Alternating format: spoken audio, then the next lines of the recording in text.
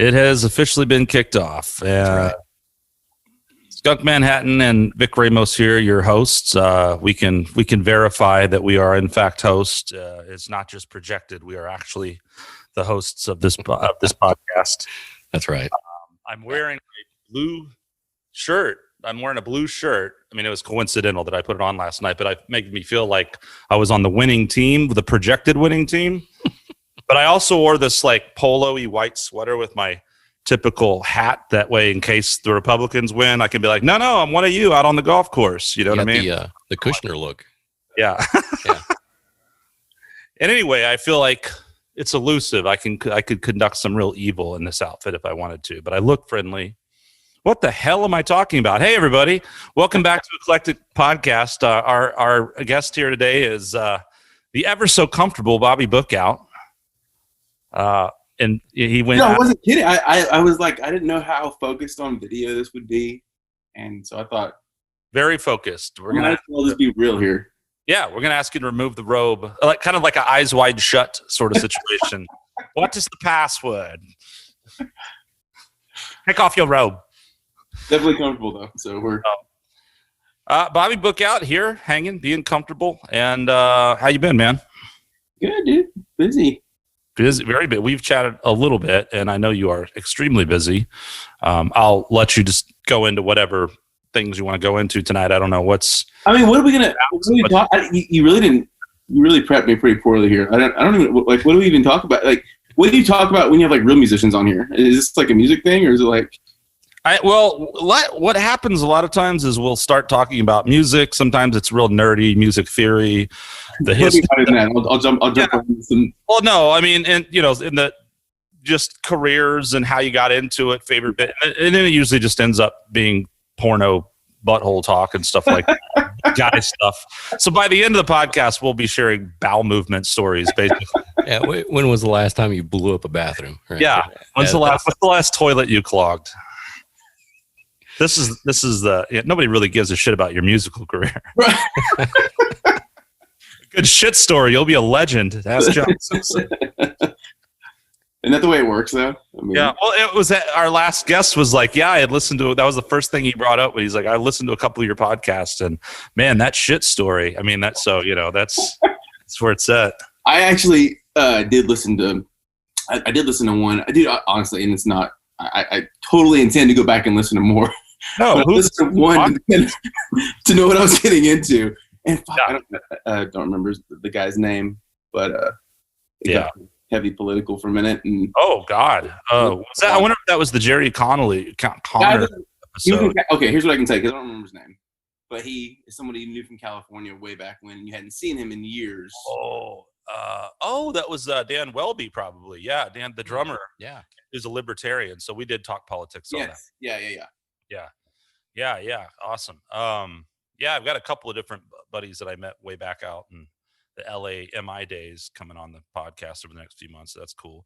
Anyway, you and I have known each other. Shit, man. How long now? Dude, I swear, like since we met, like every year. I mean, it's just part of getting older, but like, God, it feels like it was 5 minutes ago. But that was since your brother played for me, which was back in 2008. 2008. Yeah, it was. And you got married in what, 2008 or 9, or when was that? No. I got married in 2011. We proposed. CD release was 2010, and then the wedding was the following June. Right. I clearly do lots of research to prepare. So you were there, though, I think. You're right. And you play bass in a heavy metal band. Is that correct?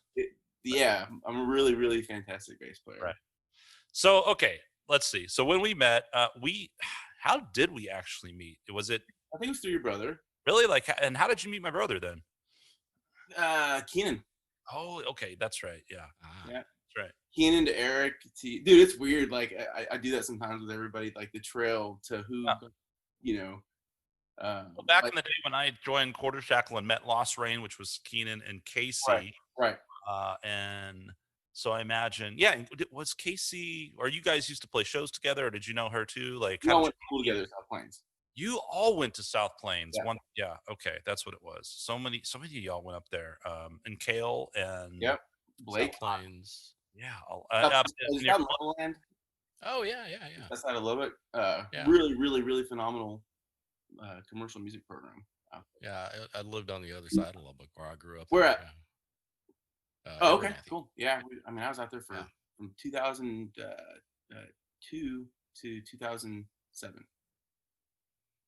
Yeah, a lot of phenomenal Oh music man, comes out of Lubbock. Just, I mean, people just don't realize there's a lot of great yeah, musicians. and there's like a whole crop of guys that migrated down here that kind of were in and around the time that I was in, and Blake, Keenan, Kale, um, Casey, all those guys, Mike Bernal. I don't know if you guys know him from Del Watson.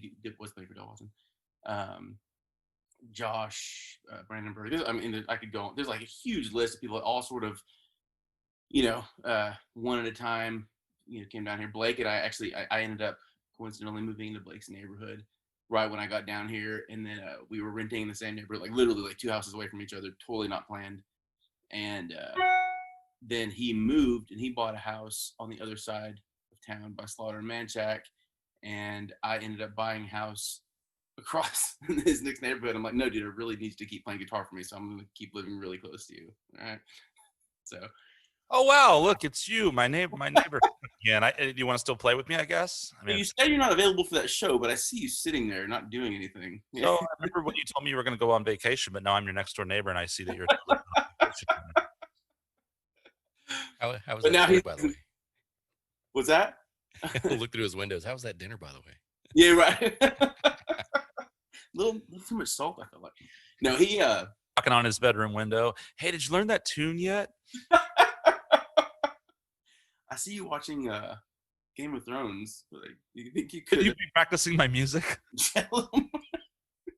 Because I'm not gonna know it, so I need you guys to. Now Blake is down south. Now we're pretty far apart. He's down in south of Buda, and I'm way up north in Manor. So, Are you staying in Maine, or you're gonna move? Are you moving soon? we're moving, but I mean, we've got the school here now, and so we have to, like, we're rooted here now. We can't go anywhere because of the business side of it. But we are moving, hopefully about 30 minutes further east, out in the country. So. Oh wow, you're gonna be all the way over there by 21, huh? Or getting that way, or is that 290 going? Am I totally off? Am I thinking of another? I'm thinking of Elgin out there. I'm actually technically it's an Elgin address. So yes, but That's where you're gonna be, toward Elgin. Uh-huh. But I'm kind of between Elgin and Copeland where we're getting land at. So I'm trying to think of where 21 is though. Let me see. It's a ways, but 290 eventually intersects 21 out there. I'm pretty sure. So 95 is like north-south in Elgin. That's the big highway in Elgin. I don't see 21. I think you're just making up numbers, but that's cool. At any rate, this is fascinating conversation. This is going really well so far. Yeah, this is great. Quick shit story. So, okay, let's back up. So you went to South Plains, but before that, where are you from originally? All I know is that you were in the Navy for, I think, like a while, right? 10 years. Yeah, 10 years. And then after that, you decided to go where you were, I guess, into music, always saying whatever. Then you came to South Plains to go to school after post Navy. Is that right? Man, actually mid Navy. So I did 98 2002. Moved, got out. It was a love-hate relationship the whole time I was in, and I like kept re-upping for a year because I was never comfortable with saying, yeah, I'll do 4 more years. And 6 years of re-upping later, I was like, God, I could have got a bonus. But no, I got out in 2002, moved to Levelland and started college. And then, I don't know, man, it was just kind of like, had the itch for it. And it's a weird, it's like a weird psychological thing that happens and you kind of miss it. And joined the reserves up there in Levelland. And that's when I went to the CBs, which is a land unit in the Navy. And then I just thought, yeah, I'll do this. I'll do the part-time thing. And then they deployed us a year later. So interrupted school for a year and we deployed and then came back in 2000. So I was over there for 05, 06, came back in 2006 and then finished school. Finished my 2-year degree in 4 years. And, but I got the degree. So got to wait tables a lot longer when I got to Austin. Yeah, you got a pretty good excuse though. You were actually deployed over to what, Iraq? Yeah, no. But I'm still saying it was still 4 active years in school on like 2 on both sides of that. So, because I was in Lubbock for 5 altogether. You were traumatized. Yeah. Trying to help you out here. Thank you. Yeah, I'm not. I was never good in school. I just was not the academic type. Even though with the music stuff too, I was just like anything that required me sitting in a classroom, and so we drug it out. But I finally got everything I needed to have the actual piece of paper and that. Now, has that piece of paper done anything for you in the real world? Yeah. I mean, I was waiting tables at Texas Roadhouse when I got here to Austin. And you couldn't have done that without the Yeah, they're like, when you fill out your application, you put in your qualifications. Does that ever work when you're negotiating Actually, booking? You're like, hey, I've got a degree, so I think I'm gonna need a little more money. jokes aside, I think I got a lot few of extra jobs drink like that tickets now. for my band. Yeah. I think it does actually work that way a little bit when you're applying for jobs. I don't know, man. I fell into my job. I'm super lucky, but I feel like having some sort of degree shows that you at least put yourself through the shitstorm of getting it. So Well, it's funny though that when you say that about your job, like I guess I think of you so much as an entrepreneur that you started your own school. You have all these business endeavors in of yourself. So I kind of think of it as that, like, that's what you're doing. I kind of forget you have a quote day job that's outside of that. right, man. I gotta. I mean, I'm very, very, very thankful for that job. If it weren't for that job, I mean, we couldn't have opened the school. We're doing this new thing that I'm pretty. I can talk about it. I know you know Skunk, but for the rest of the world, because all of you guys are going to be listening to this everywhere, we are in the process of hopefully opening a bar and music venue in North Austin. And it's myself and Matt Slagle, who Skunk. I'm not sure if y'all have met. He's a bass player. And then Ben Davis, who co-owns Dirty Dog, not Dirty Dog, Come and Take It Live now. Sorry. He was at Dirty Dog for years and years and years. And so he's at Come and Take It Live now. That's his bar. And, those guys are fantastic. And they this whole COVID thing is, I mean, I know it's been so super hard on everybody in that industry, but they were super cautious about it. And fortunately, they're going to be able to open their doors back up, hopefully within the next couple of weeks. Actually, it's looking like so. But Talk about Come and Take It Live right now. Yeah. So anyway, yeah, we decided to make the genius move of trying to start a bar while all this was happening, because that seemed like a real promising industry. But no, man, I've been after this for like 2.5 years now, and we finally we'd gone under contract on a place in Austin on Palmer and 130, and that sort of fell through because of some issues with the land itself. It was there was a house that we were going to modify, and it was next to a pond, and the house was grandfathered in, and we couldn't modify anything because of it was a oh my god, water. Basically, you can't screw up anything with the environment there. It was marshlands. God, I couldn't think of it. Sorry. So we couldn't modify any of the impervious cover, and it kind of had to force us back out of the deal. So that was probably 1.5 years ago, and we just kept hunting. We finally found a spot that is, I think, going to be really killer. It's catty corner from Samsung on Palmer. So I don't want to give away too much. I feel like I swear we're not there yet. Like it's so fragile at this point. I was on the fence about even mentioning it, but a lot of good stuff has happened. So we're knock on wood, we're feeling pretty comfortable. Yeah, I mean the thing about it is obviously this was and the wheels were in motion. This was an endeavor before COVID hit. No one could predict that. Right, that's right. Yeah, fucking jacks up everything for everybody, especially the bar business. But hopefully we can. It's not knowing when. God would hope sometime in the next year that we start coming out of the woods with this thing, and right. hopefully that industry will boom. And anything new or that survived is going to really take off. Obviously that's the hope, Dude, Ben, I mean, they've got to Come and Take It a ton lined up. I know they're really excited for things to pick back up, and like I said, it's been really discouraging for them, with all the back and forth. But I know they've got a ton in store for everybody. So I mean, you guys are fans of they don't just do metal. They do a lot of different stuff. Anybody that doesn't come take it live, they'll bring a metal show out one night, and then like KRS One the night. So they do cool stuff. But yeah, they've got a lot of stuff lined up, and I mean, because all these bands that they had booked are sort of like they've continuously gotten pushed back, and so now they're stacked. And so yeah, it will hopefully smooth over to some. Where we're going to be at is sort of set up where it's going to be an outdoor indoor thing, and so you'll have the space to properly social distance. We're not rushing to get open by any means, but if this is all still where it's at right now, technically if we could open today if we needed to, like if it under these circumstances is what I'm saying. So, but fingers crossed that all works out. Honestly, just full disclosure, we could still totally stall and fall on our face on that thing. We've been working on the financing, and nobody wants to finance a bar right now, obviously, but like you said, I think that's the that's the logic behind it, and why we're not going to be scared away from it, and why the banker that we finally got said, yeah, let's do it, is because it's going to come back. We can't sit where we're at forever, so it's just a matter of when. So, but we had a really hard time finding anybody that would finance us, just because of the nature of the business and what we were doing. So, Well, hopefully that all works out, man. I believe it will.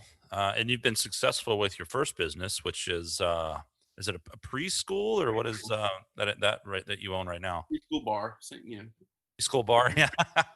Man, fucking no wonder it does so well. Yeah, parents are like,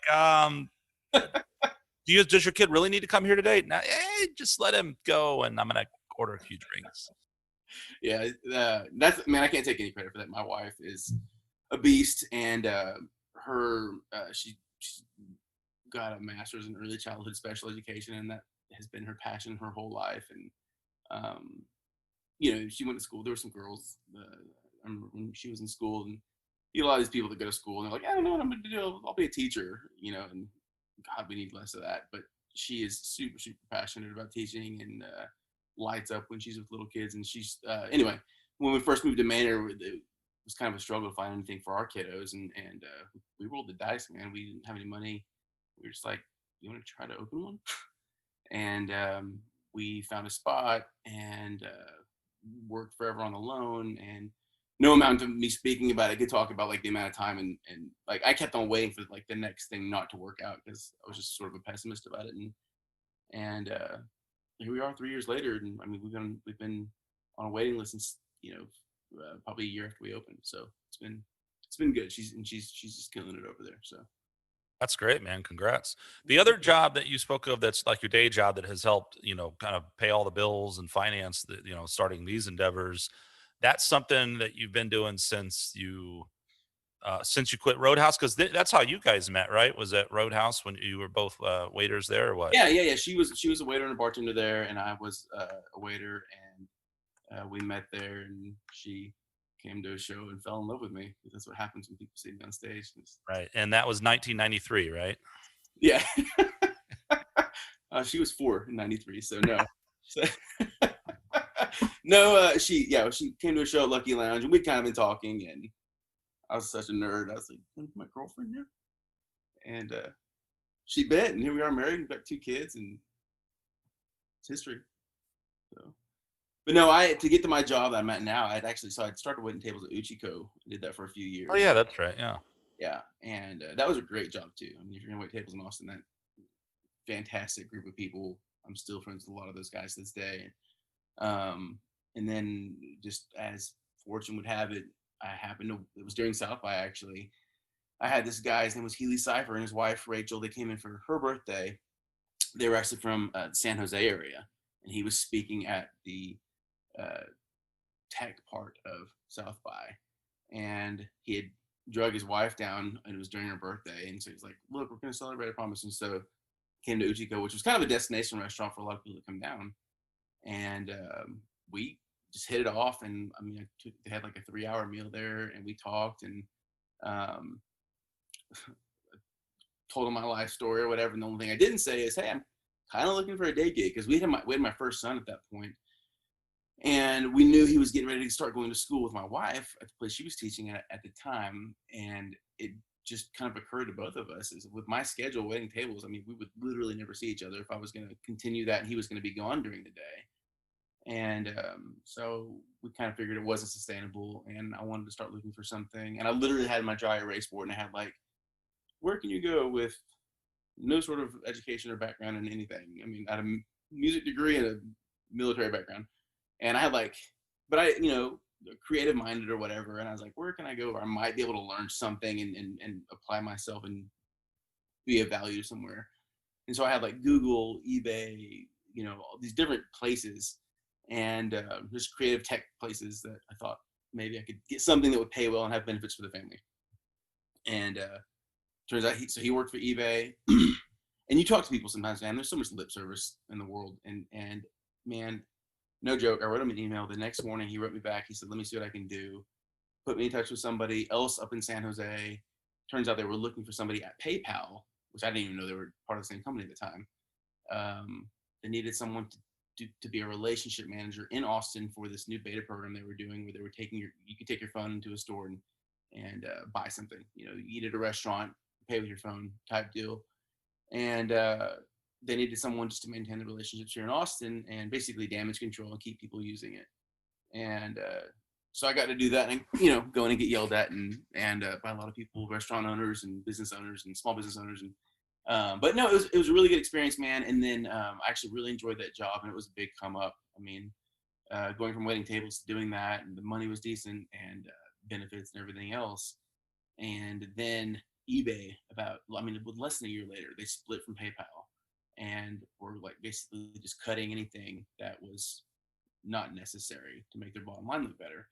And so they cut my team in half at first, and I made the first round of layoffs, and I was still good. And my team went up to Vegas to there was like 15 of us, I think, left to sort of celebrate and say, okay, we made it, we survived, and we're it, and we're gonna be okay. And 3 months later, they wiped out the whole team and reassigned the upper management, and I was hard up for a job. And my sister-in-law was working at this place that I'm at now called the Finipay, and they said they might be looking for something similar. I went in and talked to the CEO, and she was like, well, I'm not sure if I'm going to actually establish that job, but let's get you in the sales side of it, and you can learn the product and see what comes of it. And anyway, long story short, that's where I was 6 years ago. That's where I was. That was a really awesome story I just gave you. So I hope you. Oh, that was cool. I didn't know that stuff. That actually kind of interesting to hear about the eBay PayPal thing. I didn't know that. I don't know. They were cool too. I mean, I've been really, really fortunate in the job realm. I've met so many good people that I've maintained relationships with throughout that. So, but that's where I'm at now. I don't know how much longer. I mean, for me, man, it all comes back to just having time to make music, and which is really what I want to do. And the day gig is awesome, but hopefully, that's kind of the idea of being your own boss. Is just the more freedom I have to do that, you're kind of in the same boat, right? I mean, you teach lessons and play and yeah. I mean, that's just doing that's trying to do music full time as much as possible in every, all kinds of different avenues, what I was going to say was kind of last time we had spoke a little bit, we're talking about the bar and stuff. And, yeah, I mean, that's like the perfect job for you, right? I mean, you've bartended, right? You've worked in no, not really. When I was between, you worked in the service industry though, right? Yeah. And that's, and that's definitely, there's a taste for it there. But you're a musician, all these bands, all about, the sort of music thing. And I think one nice thing about something like that is that kind of person running a bar, you kind of have, you understand the hospitality side, the customer side, but you understand the musicians and the bands too, as someone that comes from that. So I think, it's like a built-in empathy there. Right. Yeah. So I think that's cool. And like you said, for you, I mean, that's what you love. That's your passion. And then you're around that, you're around musicians, you're around a lot of people that you already know and love, and meet new ones and help them out and bring in big acts or small acts, whatever the case may be. Right. And really, man, I mean, just selfishly, the ability to say, oh, you know what? It's 10 a.m. and I got this song in my head that I'm going to go write right now. That, and I know you get it, but that's the thing is the freedom to really do that and to know, I'll handle this other shit that I need to handle. It'll get handled, but I'm gonna handle it later because I need to do this now while it's in my head and while I'm feeling it, and so Yeah, having some freedom of schedule, right? right, right. So let's talk about music, man. So your music career, I guess we could say, started, where you were South Plains, meeting these guys. You come to Austin, and basically that becomes your first formation of the band of Bobby Bookout. Some of those guys, and then you've had some guys that are sort of long term members that have played a lot with you pretty consistently, and then you got a lot of revolving guys, particularly probably guitar players. But you've played with a lot of different people at this point. Man, I had a ton, yeah. Yeah, kind of give us the history of the band. Yeah, so back in 2007, and when we were in Lubbock, I was playing up there. I actually had a band up there that changed names like 50 times, but and we were doing cool stuff. It's quite a bit different from the stuff I'm doing now, just because of the different taste. It was definitely way more rock. You writing primarily in that one, or was that more covers or collective? How was that? No, it was still mostly original. We did some covers, but mostly original. And all of those guys were fantastic musicians, but it was also, a lot of insecurity on my part and kind of going, am I forcing like a square peg through a round hole type thing here? Because they were great as a band, and I don't know what kind of stuff we have like this, I don't know, like we were incubus-y wannabe thing type going on, that kind of stuff. Really all over. We played a lot of different shit though. So, and those guys were all good at what they did, but that ended up, I don't know if I moved. I can't remember how it ended, but yeah, actually I deployed. That was sort of the end of it. So I took off. In fact, we played a show pretty close to right before I deployed. So I came back, never put it together. I can't remember why we didn't get back started. I was really just trying to get done with school at that point and move. And so moved to Austin, and I never had any aspirations of being a solo act, and using my name. And in fact, I was pretty insecure about it when I first started. But one thing I learned from being in a band, which I'm sure anybody else that has ever had to front a band can attest to, is that when you're a band and everybody's making decisions, and it just becomes a fucking mess, And so I knew when I came to Austin, I was like, I it's too stressful, and I need to do things the way I want to do them. And I had so much music that I wanted to play that I didn't want to have to run by other people. And so I came down here and I met, I actually lived with Kel. And we lived, right, like I said, down the street from Blake. And through Kel, I met Overlord, Donnell. And man, I learned a ton from that guy and sort of followed sort of his blueprint for how, and I know a lot of people do it, but he was the first one I saw do it, with this pool of musicians that you have on speed dial. You're like, oh, you can't play, cool. How about you? Can you play? Like this build a band thing every time you need to play a show. And just a lot of the grassroots stuff he did, going out and passing out flyers and just sort of the old school way of doing it, I really, really identified with and sort of took to heart and did a lot of that when we first got started, and was, your brother was my guy on bass for a while, and went through a couple of drummers, but I hate still to this day, like bringing someone new, and it just sucks because you feel bad for that person, because you just, especially my music, hand them something and it's not like one song similar to the other, and there's here's 30 songs and they're all completely different styles, and and so I kind of feel bad doing that to anybody. And Jonas Sachs can actually talk about that. He and I joked about that, about him having to learn. It's a lot. Has he played with you since, was that Skunk Fest? Because we both played with you on that one. Yeah, more shows together. He has played with me since then. I'm trying to think about when my last show was. I think it was after Skunk Fest. I'd have to think. I would have to go back and look at my calendar. But yeah, he played the last few shows that I played. He and Matt Slagle, my other partner, or my sort of. Well, and Matt's, I think, played with you quite a bit over the years, but he's now playing with Pat Green. Is that? Right. Or he's been playing with Pat Green for quite a while. How long has he? Yeah. He's Pat's band manager and bass player, and that's his main gig. But the great thing about that is, those guys will go play those big shows, and he's free otherwise. And so, he kind of, as opposed to having someone in Austin who's really hot, like Jonas, for example, who's like playing with everybody all the time. Yeah. or like Skunk Manhattan. I mean, if you can get him, you're really, really lucky, you know. So I've actually really enjoyed the break from shows for a while, honestly. yeah, And I didn't foresee it. I mean, yeah, I'm getting like spoiled now. I just want to tour. dude. Is it though? Is it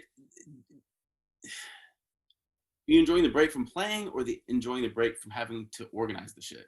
Yeah, well, there you go. I mean, Because that's totally well, it's like I want to, I love playing, and I mean, I'll be honest. Like I just recently finally did a few shows with the Invincible Czars, and it's great. I right. enjoy doing it. There's work building up to it. There's the work involved, but I like doing it. It's just like I really think I just had to start being more picky about what things I take and want to do. And it's flattering when people ask you or want you to be a part of something they're doing, and I've done it a lot. But also, sometimes you have to be like, well, but what about where's my time or what do I, so it's like really got to be something I either really want or get paid for, or both, ideally, and Are, I are you think, are you setting me up for a soft no for future stuff?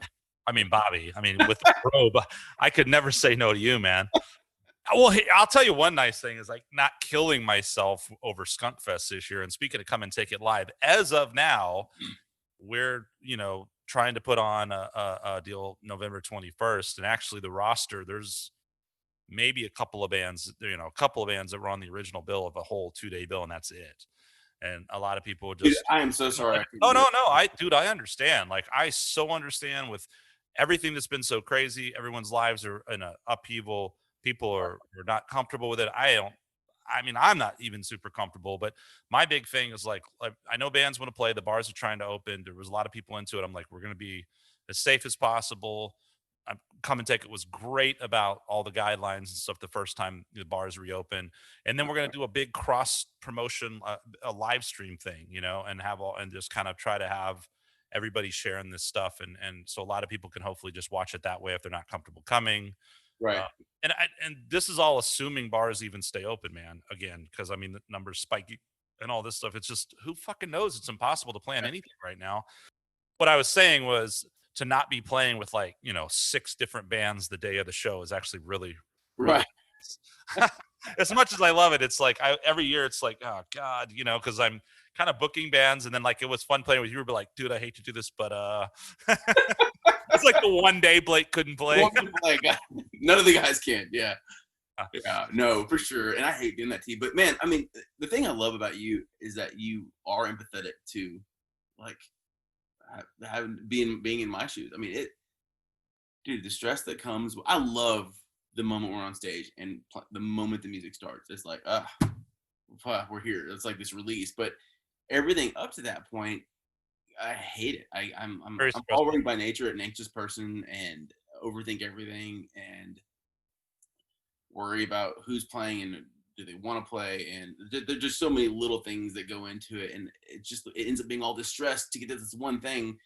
But man, it's so rewarding when it's right. It's really, really right. And what inevitably happens is you get to that place where if you want to have a good band and be professional and do it right, then you got to work with professional people, especially, none of us are spring chickens anymore, and it's like, and so you got to pay people, and everyone's pretty fucking cool. Like it's not like a lot, but and so I'm kind of at a point where I'm like, I don't really expect people to do things for free. I mean, sometimes people do, and so it's kind of like, we all kind of get to that place where you sort of, and so then you kind of, in theory, yeah, you want to play with your buddies and have a great time playing music, but in the real world, down the line with all the stuff, it's like, it's just, you can't do that. So it becomes stressful. You're like, fuck, am I going to lose money? I think a lot of times for guys like us at this point, you're just like, hey, if I can go have fun, play for some people, not lose my ass, like, okay. It's like when you lose money, like that's what sucks, dude, that was another big thing that Donnell, I just really took from him that I appreciated is that. And I mean, I'm very fortunate to have the day gig I've had, but he always guaranteed his guys, like, you'll get paid even if I don't, and I adopted that immediately because I was like, man, that is the way to be. And so that's why I keep the day job. Like, I get the starving artist thing and the romance behind that. And if I didn't have kids, maybe I could, like, I've been plenty poor and I could survive and do that. That's fine. I don't mean a desire to do that. But the gist is, it might be something I could consider if I was, kidless and the only one that would suffer. Because even when Catherine married me, we didn't. She was a teacher. I was a musician. We were waiting tables. I was like, yeah, we'll just be broke for the rest of our life. No big deal. That's great. But having kids stresses you out, and it's like these responsibilities that you're like, I've got to make sure they can eat. But the one thing that has come from it is like, starving artist, that's lifestyle is cool. You know what else is cool? Being able to pay my guys, being able to get studio time. And it's like, the unfortunate thing about it is it's art and everybody wants to be, artsy fartsy and romantic about it. And I love that. I love that part of it. But that shit costs money. And it's Well, just it's all fine and dandy. Like if you happen to, make it, so to speak, which there's a right. lot that goes behind that. But and then you can kind of play that role. And some people really are that person. They are the legitimate artist. And I think other people kind of play that role and you kind of fake it a little bit. Like the guy that says, like, I just play from the heart. And then they're like some nerd that studied music theory for 10. You know what I mean? Like bullshit, man. So I think like the consumer likes the romanticized version of it. That's fine. But I really think that most guys, once you deal with it and you're in the business of it, and you're like, "Oh, what a bunch of shit." I mean, it's like because it's business. Someone you got to pay somebody. I mean, if you want something worth the shit, if you want a good band, if you want a good product, that costs money. Well, and dude, like I admire. I have friends that I went to school with that are doing the strictly musician thing, and that's all they're doing. And I admire those guys so much. But like they can play instruments and stuff. So Yeah, but I mean, I'm that's what sitting they, like, that's what can I they hold do. the microphone? Yeah, but that's what they do, and I think there's a huge difference between being now. Some guys, I've kind of done both, depending, and both are cool in different ways and stressful and shitty in different ways. Depends on the circumstance and everything, but like that's very different leading a band and having a vision with your own music and trying to get an album done and book shows and do all these things and just sort of being a hired gun for some. Those are two very different mindsets and ways of operating and stuff like that. So, it's very different. There's a lot of different avenues you can make a living in music.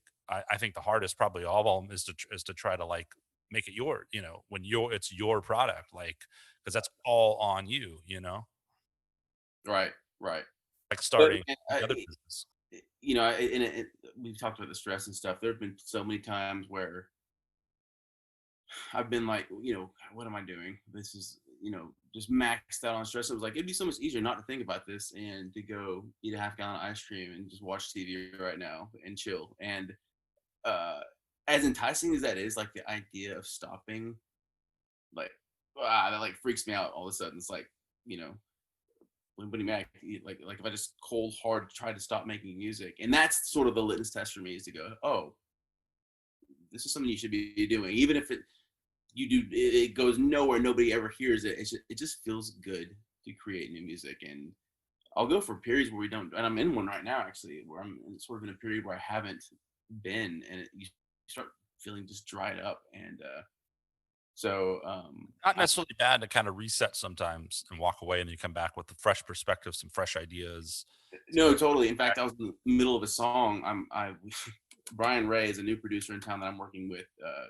I'm going a new route for this, and I'm kind of done with records for a while. I think I'm going to just start putting out songs with the way my brain works. The record, like, I feel like it seems so big and it freaks me out a little bit, and so it drags and drags and drags because I want to do this other song and it's got to be perfect, and well, The we fact need to that go back. you've done two full albums is impressive. It's Well, yeah, but look at some of these people that just like crank them out, and I just don't get it. I like, how do you guys write so fast? And how, I'm an extremely slow writer, and so it's daunting to think about doing an entire record. And so I like the idea of a lot of just let's do one or two songs at a time and release those. So I say that, but it's 2018 when I released my last record, and I haven't put one song out yet. So crazy how fast time flies by. I'm right there with you. I understand, and it's like what's interesting though is I think with you particularly, like you have such an eclectic style. Like I think of Bobby, that's one thing too. Coming back to the music, even if that's not your day gig, the way you're making your income and all that, it's like that. It's very much an identity thing for you. I think a lot of people know you from music, and they know music's a huge part of your life. So regardless of all the other things you've got going on, like music is a constant. It has been and always will be, assuming and obviously your other endeavors are in line with that. But with your music and kind of the idea in this singles world that we seem to live in more so now, especially for independent Sure. artists, because albums are just so goddamn, and like you Nobody said, listens to your album back to back, and like song after like. and who's buying them, you know? So Right. unless you're actually out touring, which is impossible right now. So, but I think like it makes sense because you have such an eclectic catalog. Someone asked me to cite Bobby Bookout. I'm like, well, I mean, it's kind of like you've got an R&B sort of bluesy kind of, but it's kind of rock, and it's very like eclectic, right? Yeah. So why not, put you're putting But out those singles, music right? like this and then something totally different, you know what I mean? Knowing that, hey, this group of people might hate this one, but this other group of people will like it, and next time you guys can trade. Right, and what's kind of cool about that is you can even it's the same, it's all under your moniker, but you can totally market to different avenues depending Right. on what that single is. That's the idea, man. I always regret, because I mean, I would love for music to kick off more, and it's like, God, I just need to do like a Texas country album or something, and then take that and go play and make some money from music. But I don't know, man. In a couple of years, this whole new brand with big cowboy hat. Yeah. Bobby, look, I'm like, that son of a bitch doesn't talk like that. Dude, that's what's funny is like that would actually be going back to my roots. You asked me where I was from originally. I'm from Carrizo Springs in South Texas originally. It's middle of nowhere, 2 hours southwest of San Antonio, and that's where I grew up. And I grew up out in the country out there, and I like listened to nothing but country music my entire life until probably my sophomore year in high school when we moved. I mean, I was exposed to stuff, but as far as like listening, like it was pretty hardcore country, and I mean, and a lot of like Tejano stuff and Latin music, which had an influence for me growing, definitely. And Definitely some influence of that. And you some played, yeah, it's some of the yeah. songs, and I just loved the rhythm and some of that music, but yeah, I mean that all ties in. But I mean, I remember the first time I heard Boyz II Men on TV, and it was just like back when they were hot, and it was like I just was like, what? These guys are so hot. As someone, but just as a singer, like from a singing standpoint, just like the way they harmonize, I was like floored, and I had never really been exposed to like much R&B or any of that world at all. This is before I left Rizzo, and I was just like, dang, I mean, that was insane. And then we moved to Midland, and I started listening to a ton of different stuff. I said Elvis. I said country music a minute ago, but like Elvis a lot too when I was a kid, which is weird. My dad was super into Elvis and introduced that to me, and that's probably where a lot of that, even though he was totally ripping it off, that blues stuff, that's where that first like was introduced into my brain. Those chord progressions and everything else, and the modes on top of that. Like that's where that came from, even though he was just hacking it from the guys who were really doing it. But yeah, and then sort of dug back past him once I got into blues and realized I liked it, and you start opening up all these boxes and you're like, holy shit, so much. Yeah, which is cool, like and that's something that's cool about your set is you'll play an old school blues number, maybe two. You've got some of your staples of your set are sort of your own blues type numbers like tangents and stuff like Right. that, and you can kind of hear the spread of the influences, but I mean there's so much crossover and all that stuff anyway, right? The British invasion was just stealing what had happened over here, and all the blue and like that whole thing, whether it was Elvis, Sure. those bands, and that led into the rock and metal and country. What was really cool on one of our podcasts, a guy that Victor knows who came on, we talked about all kinds of cool stuff, but he was talking about how he grew up in Mississippi loving old country and kind of drew a parallel between the old country and like the origins of rap and hip hop and like just it being this very Seeing what you know. yeah, seeing what you know, right? And Like storytelling stuff. yeah, and very different stylistically, but the basis of the music, the roots of the music is very much the same. I thought it was really interesting, and we talked a lot about blues music and that stuff on that podcast. But yeah, man, but the thing about it nowadays, a lot of times if someone goes, I like country, and you're thinking of fucking Georgia, Florida line, well, that's not country, like you're like, it's so easy. Like we can just look at a genre and be like, I hate that because it's in the mainstream. But when we're really talking about it, like what are some country artists that you grew up on that you would say? Man. So first of all, I'm going to just like preface this by saying I'm a very anti-popper. I can't. It bugs the shit out of me. The guys that are too cool for, you know, whatever. Like, they just, it's so annoying that like once you get so good, people have got to say, oh, you know, that's pop. That's fuck that. You know, Everyone's inevitably going to be labeled a sellout once they hit a certain right. level of success. And fuck that. I like what I like. And so, you know, to answer your question, and that's why I was prefacing that. So where I grew up, there was one specific AM station that we listened to all the time out of San Antonio. It was a KKYX, 680 AM. I don't know why I remember that just now, but it was like, this is in the 80s and early 90s that we were listening to it. And it was like old school country back then. So a lot of like Merle Haggard and Johnny Cash and, you know, all those guys. So definitely had all of that just drilled into my subconscious driving around. That's what we were always listening to. And then my dad introduced me to a lot of music. Like I said, Elvis. And then like the first cassette I was ever given was John Cougar Mellencamp, Lonesome Jubilee. And he had like some I don't know what you would call it. Like it wasn't really blues, but we're super rootsy stuff on that specific album. You know, and really dug that. And then the first thing I ever bought myself, the first piece of music I ever bought myself was Garth Brooks' No Fences, which is his second album. And dude, so that was a long-winded answer to your question. Garth Brooks was huge for me. I mean, I was like at that age where it was like that, you know, you were going to bite into whatever was popping at the time, and he was it. No Fences came out, and then I ran out about the first one, and then you save all your money, and like I followed him so hard all the way through like high school, and then he did Sevens, and then after Sevens everything just fell off, and I don't know what happened to Garth. Kind of like, this might seem like a weird analogy, but I feel like Garth Brooks was, you know, he would probably say this too, or someone said it before, like it was almost like the Kiss of country music, because you're massive entertainer that was playing arenas and doing this huge stage show, and he was influenced, I think, by those kind of bands and the rock band stuff and the show and the spectacle. And man, when he came out and kind of bridged that gap, you know, I mean, he was one of the guys back then where he was getting, you know, Thunder Rolls played on rock radio and like that, you know, so it was like a huge moment for you know, country and becoming more and more of a mainstream thing, I think. Dude, he's still one of the biggest things that ever happened to him. But I mean, like George Strait, big time. I mean, I like George Strait's songs. I don't think he writes a lot of his songs. I think they're written by no, he doesn't. No, he great songs. Yeah. He's just. I mean, the thing is, I mean, he doesn't pretend to be. It's not like he's out marketing himself. Yeah, and he's great. He's great at what he does. Always got a great band. I mean, yeah, I'm the same way, man. I mean, I came from. I was a little different where, for me, being, you know, coming out of a kind of a quick stint with my preteens, or, you know, 12, 13 in the rap of the day, whether it be MC Hammer or Easy E. I had a little, and then I heard Appetite for Destruction. It was over, and I was rock metal dude for a bit, but I always kind of had the blues and the classic rock in me too.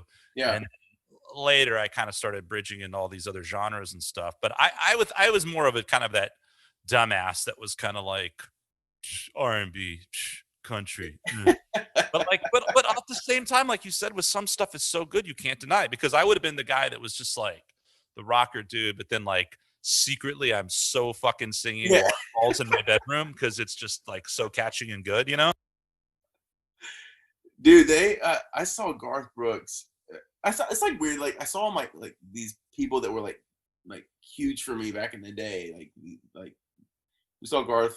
Well, first we saw one. Boyz II Men here at the rodeo. We just went and, like, Catherine and I took Braden, my oldest. We're like, let's just go. It's Boyz II Men. It's like a once in a lifetime chance. I've never seen him before. This is like a few years ago, right? And like I didn't even know one of the members wasn't in there anymore. Their bass guy, I can't remember his name, but he's not in there anymore. So it was just the three of them.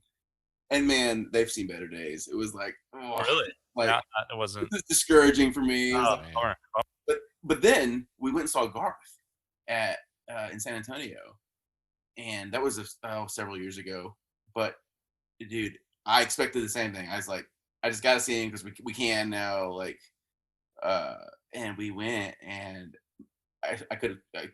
You could have fooled me. I mean, it could have been 1995. He was like jumping up on the drum cage and like just like insane. I was like, how much coke did this guy just do before this show? I mean, but no, man, he killed it. And not just because you get the guys entertained, but they suck.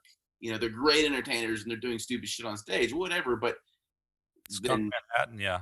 dude, but musically, man, so on point. I mean, everything he did that night, the whole band just slayed it. So no, I got to give him props. I did not expect to see that much of that much energy in the show.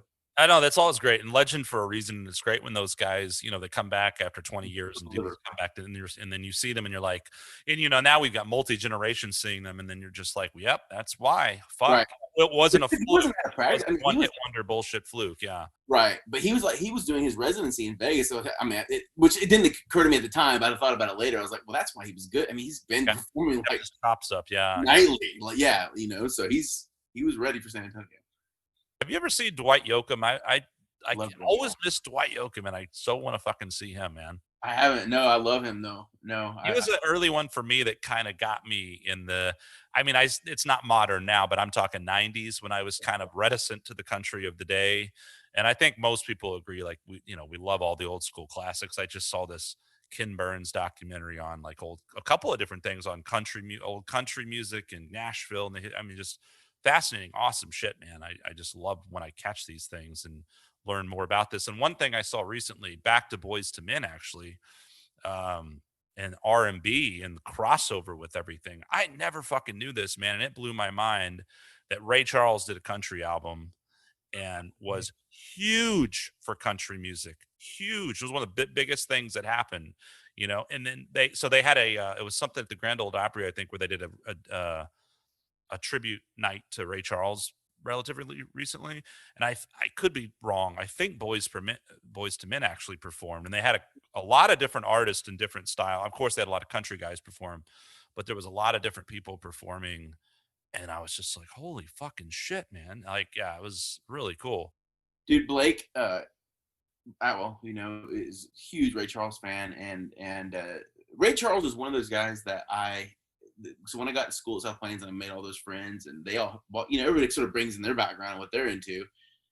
And you talk about eclectic. I mean, everybody's so different there. And Ray Charles was one of those guys that I was like, and I'm so thankful for what was introduced to me as a kid, because, those in your formative years are what makes you who you are and gives you your sound, whether you know it or not. That's what's forming your, what's behind everything.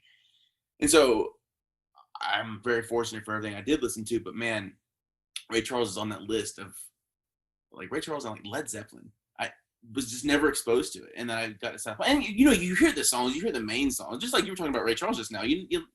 Everybody knows like his main hits or whatever, but until you really dig into someone's catalog, especially someone like those guys, you're missing out on some. Ray Charles especially, man, because like you had the countryside. He was like Elvis. I mean, he did this just like he had this entire different genre of stuff that he did.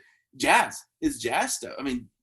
And I don't mean his hits. I mean like there's one record specifically that I love, and it's all like just hardcore jazz. And I don't know. He would just like really commit and dig in on something, and then come back and be Ray Charles and be all happy, and then go digging on this. And anyway, because of Blake, I kind of was like, he was one of the ones that would play some of the more obscure stuff, and then really really dug into his stuff, and he's so fantastic. But Led Zeppelin was another. Kel Richards was always into Big Zeppelin head, and Hendrix. I heard about a lot of that stuff as a kid, and a couple of hits. Right. This happened to like one of my best friends and I, like when we were kind of like right out of high school, a bunch of bachelors living together, working at restaurants and shit, and we would always just getting stoned and listen to music. And we were just huge. I mean, into Pink Floyd, massive. We listened to a bunch of Alice in Chains and Tom Petty, and I mean, I can list some of the bands that we've just always had on repeat back in those days. And to this day, I'm a massive Tom Petty fan, massive Alice in Chains. All these bands stay with you, but Pink Floyd, and we would just constantly listen, and we were always like, holy shit, we'd come across these songs. We're like, I remember hearing that when I was a kid, and the parents you just never knew what it was, but you heard it in the background. Right. So yeah, like you said, it's kind of cool when you're like, oh, thank God, my parents like listen to some cool shit. So yeah, consciously, you know what I mean? For sure. Yeah. But I think, with Ray Charles, and something about being around at that time, like nowadays, I mean, not that there's still not, and I'm with you. Like, I'm not one of these pop hater guys. I'm not the, Yeah. 40 something year old guys like Slayer death. I mean, whatever, like fucking come on. When someone that gets insulting to me, when someone's like, oh, you're metal, I'm like, really, dude? Like, that's what all you think I do is metal? But I mean, like, whatever, I've got long hair. It's like high school all over again. Look, it's a headbanger, with the shit kickers, So, these like identifying people with shit like that. But I think, on the one hand, it is this big melting pot and it's all over. And it's just weird though, right? Like, I feel like there's less identity and there was something so magical that was happening that was kind of leading up into the electronics age from the innovators like Les Paul or and then the Beatles and George Martin and the big jazz boom that happened in the 50s and all those classic jazz records from the late 50s and 1959, and you had things happening with Motown and R&B, and you had things happening with country, and you had things Right. happening, and like it just seems like kind of, and then Elvis exploded and Little Richard and all the blues stuff took off in the British invasion and Yep. but I mean, from like the 50s into, not to say that there wasn't a bunch of great shit in the 70s and 80s, but like 50s and 60s, and someone like Ray Charles being that prolific and that eclectic, being around them, you're just basically around what's in our life, all these legends, and you're borrowing and making records, fucking all of them, and just crossing all these boundaries. I mean, it's no wonder in a way, but it's incredible. Like you said, the amount, the catalog, and just how diverse it is and impressive. I just appreciate when someone, especially like him, can do it and do it genuinely.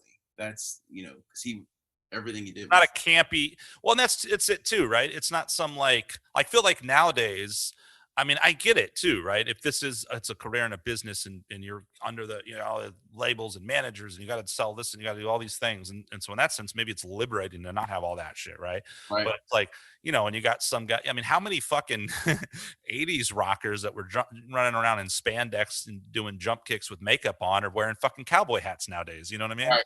That's Right. what sells, thought it was Bret kind of Michaels. funny what happened in a lot of modern country, in the sort of the bro country realm. It's, to me, it's like the exact same thing that people were making fun, that the shit kickers were making fun of in the 80s. Right.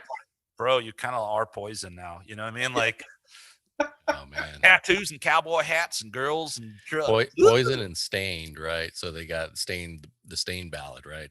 Every song. Doesn't that guy sing country now? I think he does. He does. What is his name? Aaron something.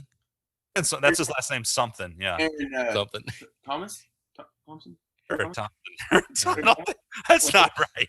Am I making that up? We're not. I don't care. Aaron Manhattan.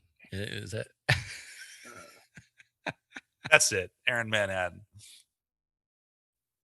Yeah, but with I mean, I guess when you go at what's his name from Darius Rucker, that's not too far of a stretch. Hootie and the Yeah, Blowfish. he totally. Yeah. But I mean, he was the guy that was hosting that Ray Charles special, and he's good. I mean, he sang Aaron some Lewis. song with somebody. They had what's Willie Nelson's? Is it Lucas Nelson? Luke Nelson's son. Dude, he's actually decent.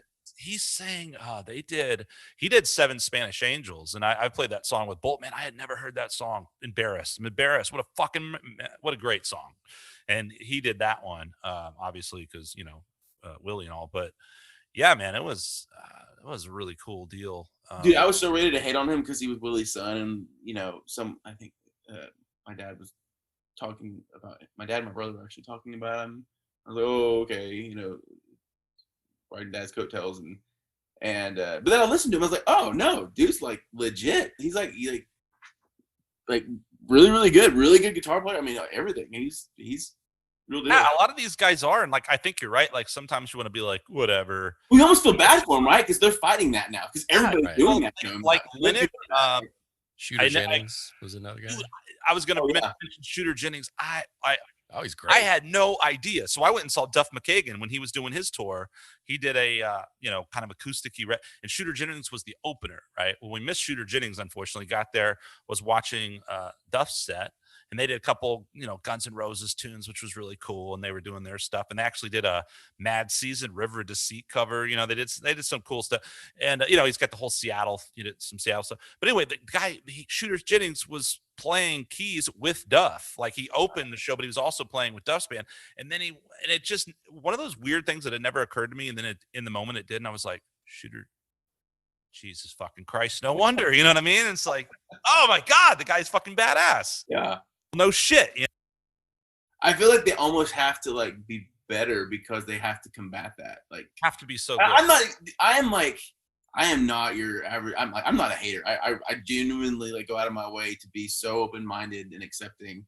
And that was like me just admitting that's where it kind of comes out a little bit. It's like, hey, I'm being a hater a little bit, and then listen to him and gotta give him props, man. He's a real deal. To be fair, I think there are some children of celebrities who are terrible. I can't think of any right off the top of my head, but if I think we I also can't. on this podcast. Another one I was going to say was, and I always get them mixed up. So, and I think they're both good. I've seen like videos of them both doing stuff. Billy and Miley. Who? Billy and Miley Cyrus. Oh well, yeah. I mean, Miley Cyrus is one of my all-time favorites. Look, the thing about Miley Cyrus, I don't really like her voice that much. Like, but that doesn't matter to me. Like, there's plenty. She has a different voice. Yes, yeah. And honestly, that's not the thing with me. What bothers me about her is like I feel like it's so much antics. And, like, I just wish she would sing a fucking song already. But it is a taste thing because look, Lady Gaga did it, and I love Lady Gaga. I think Lady Gaga is fucking badass. You know what I mean? So it's a taste thing, and my taste is correct. So Lady Gaga's better than Miley Cyrus. Bam. You talking about Miley Cyrus's singing voice or speaking voice? Both. It's just gross. She does have, she kind of has this weird like Derek-ish thing. Like, I don't know. It's like she smoked a pack of a carton of cigarettes, and then she talks, and it's like super gravelly. All sticking her fucking tongue out. That's what I don't like. What's the fucking deal? I think she said it's a tick. I mean, like, it's like a facial tick or like Tourette's or something. Okay. So little did I know Miley Cyrus actually has a physical problem that causes her to stay. And I'm just the guy on the podcast, fortunately, that nobody listens to, being like, that bitch in her fucking tongue. Dude, no, man, she has a physical problem. She can't keep supposedly, I don't know. Maybe it's a nervous tick. But anyway, what we should do is we should all fess up to Bobby will do it proudly, but Vic, we should all fess up to our secret pop idols. The worst thing. Okay, yeah, no, I will. Go. Matchbox 20. Hey Vic, it's getting kind of late. Dude, okay, listen, I have an unjustified. I'm gonna defend that, just like I would defend Boys II Men. Like them. Okay, go ahead. I figure I might as well just like set it, just put it way out there, like whatever. If I can come back from this, I can come back from anything. Man, you can hate on them all you want, but I challenge you to go listen to the record and tell me what is sonically wrong with what they're doing. You mean sonically, like the production, or just like the overall appealness of the song? To me, I think the songs are just sort of vanilla. You know what I mean? I mean, look, I can easily be shit on. I'm gonna send you some B-sides. I'm actually, yeah, please do, because you know what? You're right. You never know. Sometimes you hear those hits and you're like, ugh, and then you hear some other stuff and you're like, wow, this is really good. So right. I think it's one of those bands that probably hit me at that age when I was very much like, ugh, I hate the. And again, I don't think I've ever been like a super mainstream hate. A good pop song is, and I love a lot of good pop songs. I'm not that guy, but I think like with some of those, there was something I think that rubbed me wrong about a lot of those '90s like alt rock alternative bands, where it was just like, it seemed really kind of boring and lame to me. But like I hear a lot of people over the years, and I don't know their catalog that well, that are like, wow, love Smashing Pumpkins. Well, there's got to be something to Smashing Pumpkins then, right? Once you get past Billy Corgan's voice, and a lot of guys. Yeah. We've talked about Geddy Lee and Dave Mustaine a lot on this podcast. Those are guys with not traditionally appealing voices. Right. And they're both massively successful and great songwriters in their own right. So, I can kind of go, okay, let me, you really have to be fair and dive in a little bit. Tom Petty. You were talking about Tom Petty a minute ago, dude. I had a hard time like getting over his voice. I mean, I respect him now and can appreciate his material now, but you have to get, there are certain singers, and we each have like Miley's voice doesn't bother me like you talked about it bothering me, and I get how it can though. But Tom Petty's one of those guys. There was a really popular, speaking country music, I remember the first time I experienced this where I liked the band and I liked their music, but hated the lead singer's voice. There was a band in the 90s called Black Hawk, and it was a trio. Those guys, yeah. You do? Okay, yeah. So but the singer had this crazy like nasally thing. And I hated it, man. But honestly, I look at those guys, him, Tom Petty. I mean, there's a bunch of them, guys I can listen to now. And I'm like, where it's like Radiohead. Some people love him or hate him. Whatever. I'm a huge Radiohead freak. I love Radiohead, and his voice. Tom York's voice. Well, things will grow on you, man. Well, first of all, with Tom Petty, you know what they say, like Bob Dylan is Bob Dylan, and so's Tom Petty. Bob Dylan's another one, yeah. But I mean, it's like with a lot of those guys. Like the first time I heard Megadeth, I was just like. And they're one of my favorite metal bands. I think they're great. And speaking of which, I think it's the kind of band you look at the name and the skeleton and the thing, and you're like, oh, it's metal. And you hear some of their stuff, and you're like, God, this is non-listenable metal. It's not.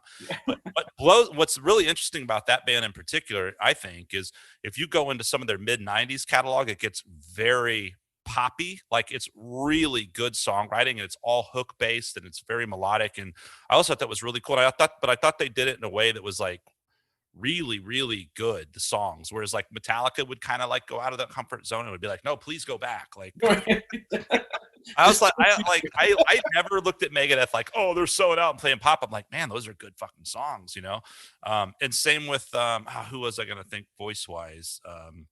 Yeah, you're right though. That happens a lot when you're just like the singer, right? But I think when you start to Roger Waters from Pink Floyd is another one that's just you know. But when you identify with the music and the overall thing, and that becomes something you like, then it's funny how like the worst singer can end up being your favorite singer. How a voice is such a unique instrument that you can kind of get past all the flaws within it. So I think if I identified in any way with Miley Cyrus, maybe I would like her voice, you know? Right. Yeah. I'm not being self-deprecating here. I'm being serious.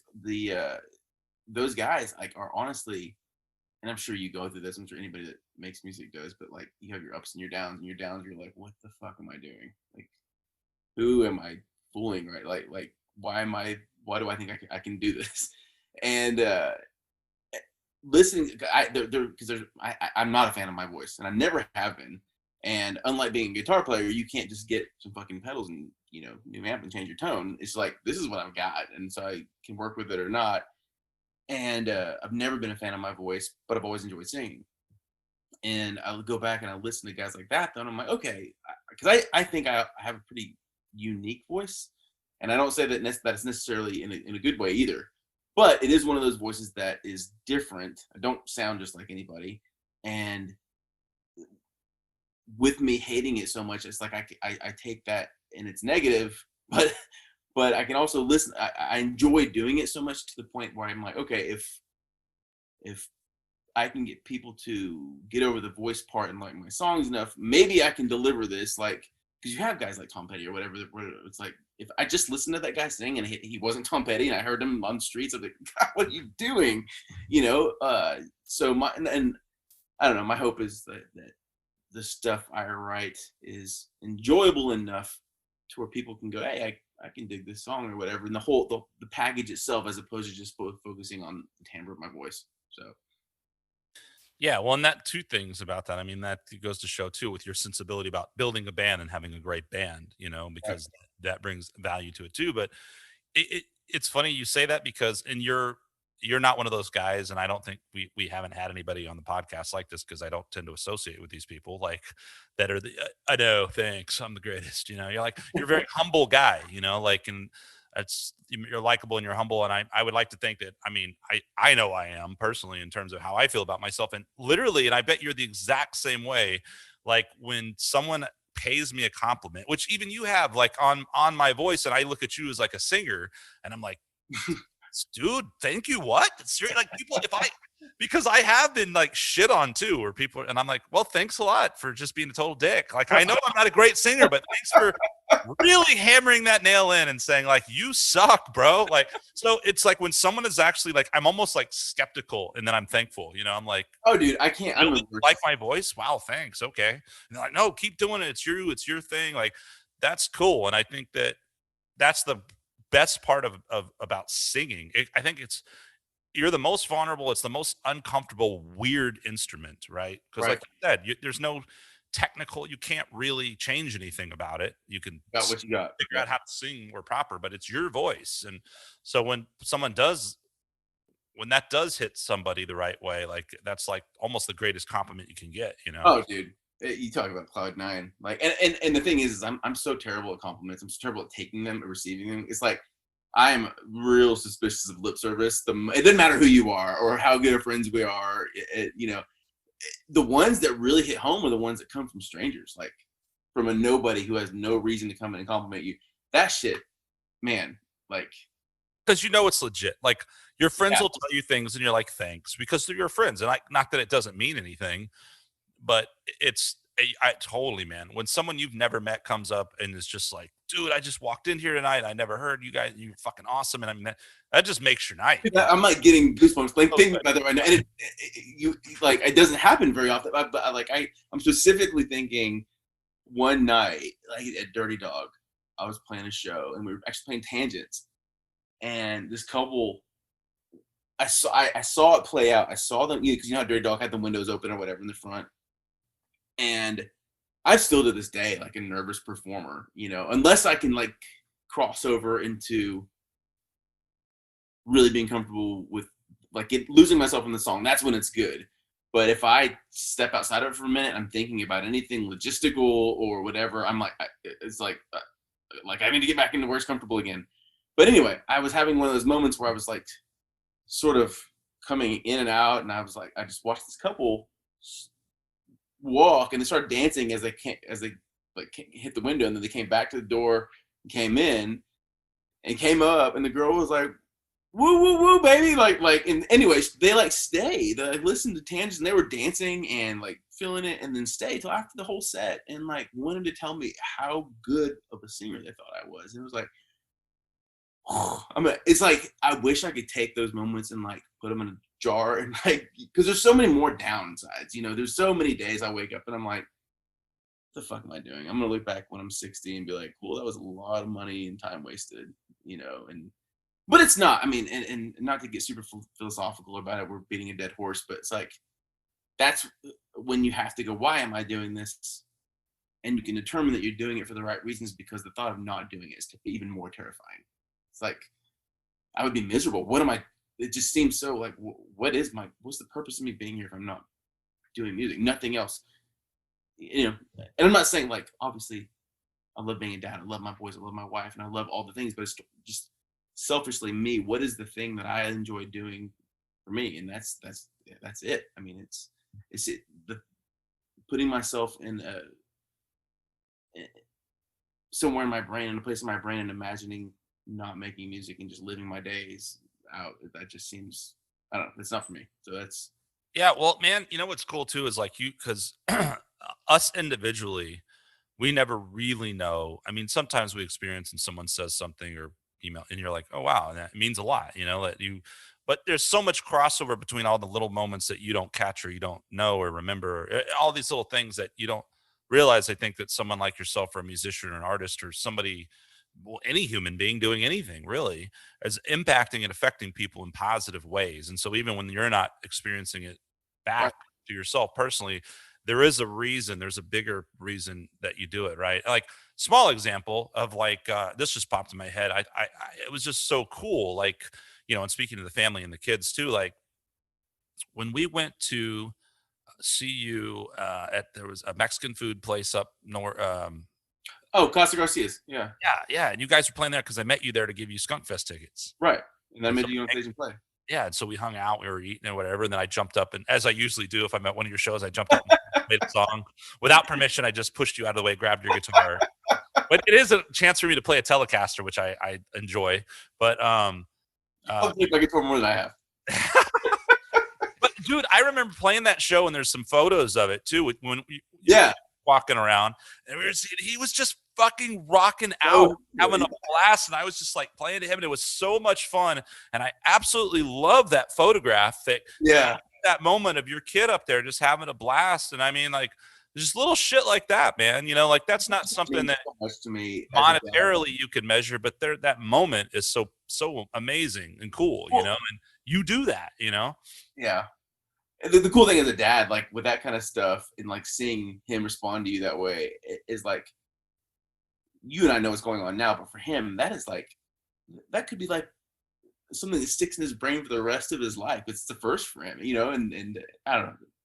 That's cool shit. You know, they haven't gotten to see me play a whole lot just because, you know, we get kids in bars very often, but so that Yeah, was well, you know, I mean, well, with your endeavor, hopefully that'll be something that, you know, that they're able to do.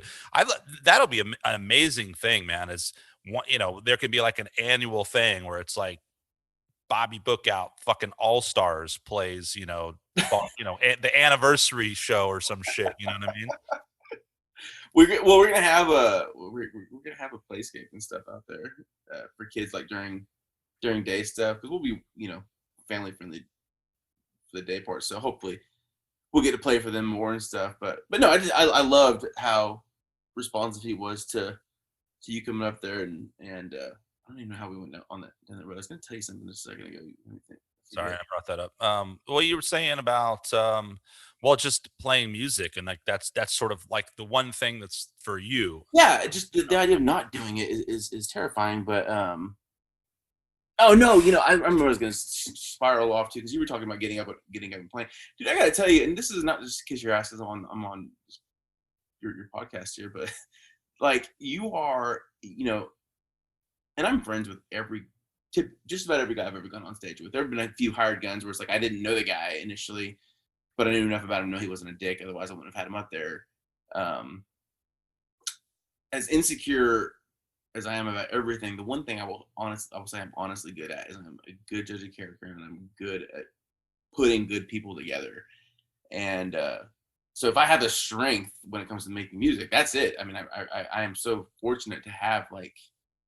And it's like I stumbled and fell into it, like this great group of friends who are all just super fantastic at what they do, and I mean really, really, really good. And no, I can attest to that, man. Great player. I mean, some of well, my favorite. One of those, man. Like seriously, and you guys are all so different, and it's just like I feel so fortunate. I enjoy, you know, it's sort of a rule that I've kept is like I always want to be the greenest one on stage, you know, and you guys are also awesome, and I'm friends with all of you. But the one thing I will say about you, more than and this is no shot against Blake or Keller or any of my other guys, the one thing I have with you on stage is I never ever feel in this like less than you or insignificant. You just have this very warm way of being like a team player when you're on stage, and that vibe goes a long way, you know. And there's a lot, because there's stuff, even, and Blake and I are like super close friends, and I love him and I vibe with him so well. But sometimes like he'll make a face while we're on stage or something, and it's not just him. Like I'm just throwing out an example. And I'm like, he's either laughing at something. With Blake, it could be anything because he has super bad ADD like me. He could be laughing at, but my insecure brain goes, I was like, oh, should I not have gone for that note? That was bad, wasn't it? I should not have pushed that. You know. The weird thing about me on stage is that for some weird reason, maybe not always, like I get real self-conscious if it's just me. Like that's what's so bizarre. I have a really hard time if I'm playing an acoustic or just a piano solo. I hate it. I'm a mess. But if I'm in a band situation, it's weird how that for me, like all the shit I can't handle in my own in my real life, it just goes away on stage and I can just enjoy it in the moment. Even if I'm not prepared, I guess I can which I'm never as prepared as I should be. I can kind of play it off. But like I think that there's just something about for me when I'm playing and performing, like there's a comfort about it that I don't know why, you know, for some reason. And so maybe that bleeds over. But I also think like that's a huge part of performing with bands and picking the right people and having good people, not only musicians but people surrounding you, because it's like it's like not tangible, but I think it does. I think an audience will definitely can sense it, can know when the band is playing together, even if it's a bunch of guys that rehearsed once and don't, but they're all vibing and they're friends. You can feel that energy, that good energy, as opposed to four guys on stage that have been playing together for years and all want to slit each other's throats. Right. I mean, like you can feel that shit, you know. It's vibe. It's not. You're right. It's not tangible. It's not something you can put your finger on. But there's definitely energy up there, I mean, even on stage, like when something man, it's the best feeling in the world when something locks in, and it's like, that everybody's actually in it, and you let yourself then get into it too. It's like, okay, we're actually feeling this song right now. This feels really, really good. And man, that just like oozes out into the audience. Like everybody picks up on that, when you have those moments. And you have what's cool about your shows too, is you've been doing it long enough that you have these moments that are staples of your show. And when those moments come, you can everyone kind of feels it. And you kind of feel like, people are going to start dancing, or, the energy will happen, You would think after so many years of doing that, you'd figure out like, oh, I should do that thing more. So like standing around with my thumb up my ass the other night. Oh, no, you're way better. You're better than me. I'm the kind of the guy that goes, that worked. Let's not do it next time.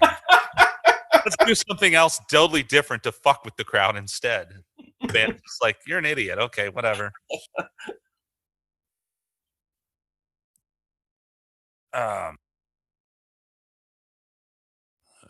Malfunctioned. Okay, anyway. So Bobby, you're the nicest guy in the world, and you say all kinds of positive things about everybody, and it's true. But did we already say, like, you have to pick a shitty band? Who's someone you don't like? What's an artist you don't like? Oh.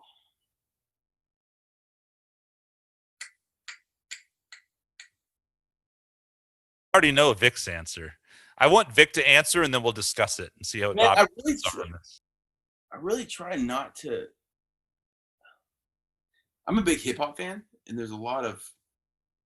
Oh no, there's a lot of new country I don't like too, though. Like country and hip hop both. And maybe I'm being a hater, maybe I'm just showing my age, but man, I don't know if I should go country or hip hop. Probably country. You mentioned Florida Georgia Line sonically. They're one of those bands. I'm like, okay, I get it. I can see why people like. They annoyed the shit out of me, and I think it's kind of like what you said about Miley. Is like, I just like everything about them in general. The whole shtick just grosses me out. But at least sonically, some of their music, I'm like, okay, I get how people can bite into that. But like Luke Bryan, can't stand him. Like he's a country guy, a new country guy. I only know this because Catherine makes me watch the fucking CMAs and shit. So, but to me, and I don't know, it's probably not super fair, and it doesn't mean you have to listen to fucking Mr. Bungle to be justified in your, artistic endeavors. But I think to me, like what grates on me the most is when I feel like something doesn't seem genuine and it just seems like it's a contrived package, which I, from a business standpoint, I totally get. But those kind of bands, to me, it feels like when I said earlier, the broker, I definitely feel sometimes Nashville has so much history and there's so much greatness about it. Sure. I also feel like a lot of times, you're going to have a group of producers and songwriters that are going, these are the things that work. And they've got a spreadsheet with every little number and algorithm all worked out. And they go like, cool. So we're going to need about 6 seconds of a hip hop part right here. And then we're going to need this exact beat right now as the hook. And then we're going to need just this amount of twang. And we're going to need, you know what I mean? And it's like that's what I feel in that kind of music sometimes. And I'm just like, yuck, just very processed. Like write a fucking song from your heart, man. Yeah. Processed. Exactly. It is the overproduction. Manufactured. Yeah, Pitbull's gonna come in at this time. Yeah. On this Luke Bryan song. Yeah, exactly. Like of all, dude, what makes it particularly gross is country, because originally country is the complete opposite of that. You know what I mean? It's your personal experience and you, the outsider or the outlaw and the storytelling, and it's not about this. So it's the whole thing is just kind of seems like. Which is, I guess what always tends to happen with things, right? Like something starts to become popular and then it will be destroyed, right? know? So I don't know if that's what's happened with that sort of that Nashville songwriting circle or whatever. I'm not going to like label that whole city. There's tons of great music that comes out dude, of Chris Stapleton. He's one of the best things to happen in country music. I fucking love Chris Stapleton, dude. That he is so authentic and so fucking badass. But he saved it. He came in and like, thank God, yes. He bought in everything that I was missing about country music, and he's the real deal all the way through, song after. I mean, every song on his records you can just go through. And speaking of singers, man, Jesus Christ, so good, so good. I'm just gonna sit here for a minute and fantasize. Bobby, where's your other hand? Thinking about his Tennessee whiskey cover.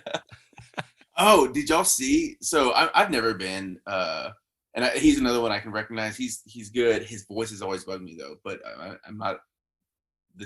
I draw the line at pop music with this guy. But Justin Timberlake, never been a fan of Justin's or NSYNC's. I thought you were a JT fan. No. Wow, I am really Give me a second. What? Huh? No. He is, and I think he's funny, like as a human, whatever. Like I am proud of him for his success or whatever. When he left NSYNC, I thought he was when he was doing the solo thing, I was like, this guy's gonna get shot down because nobody's gonna buy into it. And no, never. I've just never been into him very much. But there's a but to this. He did. So they do those like country crossover things on the CMAs on the awards or whatever, and you can pick another artist, or I don't know if it's always country crossover. I don't know what the fuck. Catherine turns this stuff on and I watch it. But they're Chris Stapleton, it was that year that he like swept all like the Grammys and everything. He was just like killing it. That his first record had come out. Well, he did a thing on the CMAs, and the CMAs are always terrible. Like, and I know I'm being a hater right now, but like the quality of music there versus some of these award shows, it's just like, it just goes to show that it's just garbage that Nashville's been putting out over the last several years. And so Chris Stapleton, it's time to get up. And he brings Justin Timberlake on stage with him. And I'm sure a lot of people saw this. You can go YouTube it. But dude, they killed it together. They did Tennessee Whiskey, and they did Justin's, one of his, he has another one song called Whiskey something or Tennessee. It was like a shared title thing. But man, they did two songs together and they just murdered it. It was really, and they have like Justin Timberlake, he's got that big horn band that plays behind him now, and so that they were backing them both up. And yeah, I feel like he did a double album or something where maybe part of it was that kind of big band jazz. I could be so yeah, wrong. Like 20 something like that. Yeah. You know? Yeah, I mean, at the very least, if you don't like Justin Timberlake, I think it's undeniable. Like he's got the full package in terms of just like the talent and the charisma. I mean, he was just kind of born rock star, you know. And he seems like a super nice guy. I enjoy like he's funny or whatever. I just hit something about his voice, and I just never was. I don't know.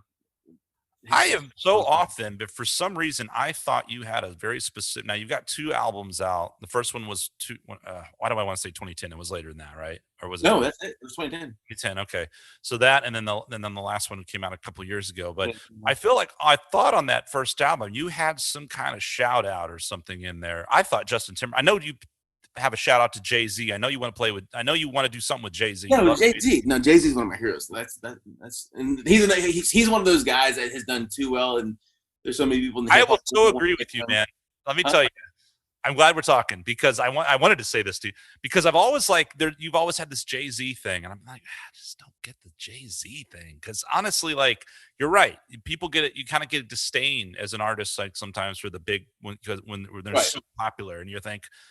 Guy sucks. Right. He basing it on absolutely zero knowledge of Jay-Z's music, of course, right? But they did. First of all, they did the Great Gatsby, and I don't want to sound like an old white guy, the kind of guy that would wear this hat. But when I saw the Great Gatsby remake with the fucking Beyonce Jay-Z like rap stuff, I was like, this is so terrible. I just fucking hated it. Okay. They did it, but they had like they were like dancing like in the 1920s to like rap. Oh, it was like a video or something. No, it was in the movie. It's terrible. Was it in the movie? It's horrible. I haven't seen the movie. Don't waste your time. It's terrible. Okay. Old sport. I'll read the book. Anyway, yeah. The book's much better. Not to, you know, but like so. There was that anyway. I brought this up a lot on our early podcast. I say that like we've done hundreds. We've done like 17 on the early days a couple of weeks ago. In the early days, you know, I did this whole MC Fart Squirrel rap thing, right, and which started out as kind of a joke, and I really kind of got into some hip hop for a while, which I hadn't really like delved into a lot of. It's like a lot of people, right? I listen to the shit that I listened to in the 90s. Like I listen to Alice in Chains, and I still, love Digital Underground and the same shit, Dr. Dre, The Chronic or whatever. So for me, it's like, I kind of like, I started watching this documentary. I think I mentioned this to you, man, called the evolution of hip hop, which is fucking great. I loved it. It was so good. And I learned a lot of shit. It was a lot of stuff. And I actually went down some rabbit holes and listened to some guys that I had kind of written off prior. And I was like, okay, I see. And man, they were showing some stuff with Jay-Z back in the day when he was young and hungry and some of his early stuff. And that motherfucker just freestyling and shit. And I was like, holy shit. Yeah. Okay. And in that moment, I was like, okay, I get why Bobby loves Jay. Yeah, man. You're a big Jay-Z guy. Yeah. Well, and he's got such a catalog too. And he has all his pop songs too, you know. And that's not even the stuff I'm talking about. But once you really start digging into his catalog, he's just got so much material. And there was beef that he had with Nas back in the day, and I was more of a Nas fan. I like Nas's cadence and the timbre of his voice, I've always been really into storytellers, and I think that probably comes from listening to so much country music growing up. And so the ones that do it in hip hop have always that's always been a point for me. The first rapper I ever got super, super turned on to, who to this day I'm still a huge fan of, he's another one that if you only listen to his hits, your picture of him is totally different than who he actually is. But Mystical, and I got turned on to Mystical way before anybody knew what Shake Your Ass was and all that shit that he had when he finally blew up and people knew who he was. So this is back in when I first moved to Midland. My first black friend, actually, his name was Savoy Smith, and we're still friends to this day. Savoy, I would ride with him to lunch and stuff, and he would listen to hip hop, and I was like, man, I'm really digging this stuff. Let's go find me some music. And so we went to not Blockbuster, but Barnes and Noble, some bookstore back then that was still selling music, but when you could go and buy it. Orders? No. Hastings. It was Hastings. Thank you. No, that's exactly what it was. Hastings. Yeah, and we went in and we got Mystical's Unpredictable album, which was a No Limit album. And it was his second record. It was his first record that he did with No Limit. The one before that he did was an independent record. And there's some cheesy shit on there. Don't get me wrong. But and then Bone Thugs and Harmony, East 1999. Those are my first two rap albums. And this is so I had to go backwards from there and get into Tupac and Biggie and all the other stuff. And it was similar to my experience with rock and blues and everything else, where Led Zeppelin, Jimi Hendrix. It's like stuff you should have started with and you get it later on, but you go back and you learn, you follow the grades. But anyway, Mystical, man, he's like this James Brown of hip hop, and I never was a fan of his hits, but his stuff, he had this super just cool, laid back, lazy cadence that he and would just tell stories, and he told it in a way, just the sound of his voice and the way he delivered it made you stay hooked on the story. And there's like this one, he's got these series of songs he does on every record. It's called Still Smoking. And there's just one about like him smoking in a hotel and some kid coming up, knocking on the door and acting like it was the hotel security. And really he was just trying to buy weed from Mystical. And he had like flushed it and swallowed part of it. And like, but it's stupid shit. But he tells the stories in a way that just keeps you intrigued, and he's got stories in there that get heavier about his sister dying, and you start following him. I don't know. He's I appreciate that about hip hop a lot, and I think they're sort of one of the better genres for it because by the nature of what they're doing, they fit so many more words into an amount of time. They can tell more of a thorough story. They have more runway to get that story out. So, I've always appreciated the storytelling. I don't know. I think that probably affects even the way I write, because I don't know how to write a short song. I wish I could. I mean, I could probably have a lot more material, but I can't. Yeah, there's definitely different knacks for different people, and they fit in particularly well in certain genres. I mean, some guys are just animal virtuoso players, which works really well for progressive rock metal stuff, and some guys are great storytellers, which works great for folk, country, hip hop ending. Speaking of hip hop, man, like Mystic and stuff, there's a lot of these guys that same as you, like how did I never even know of this dude? Well, because I knew of like whatever 4 records were the most famous when I was impressionable in high school, like everyone Right. else, and I wasn't like really someone like super deep into the hip hop, catalog, but certain. I'm curious, actually. Speaking of rappers and sort of icons for at least for us in Austin, being friends with Donnell and hanging out and MC Overlord and everything. What'd you gain from him in that genre? If anything specific, what were some of his big influences? I'm curious. Do you know? So his man, I'm still shocked at his answer, and I'm not shocked. Maybe it did make me give this guy a second more of a closer listen. But we were at a show, Saxon Pub together. He and I had gone to see a friend play. Kale was there. We saw Kale play there when he was doing a solo thing. And this is one of the last face-to-face conversations I actually had with Don. And I don't know how it came up, but I just randomly asked him. I mean, it's weird. I hadn't before. You would think I would have had this conversation with him, but I did randomly, just like, who is your favorite rapper right now? Like, just that in the game right now, not going back, because you start doing that, you're blending. You can't do that in country music either or anywhere else. Too hard, yeah. It's so different, yeah. But he said Kanye West, and I was like, really? And I was like, man, all right.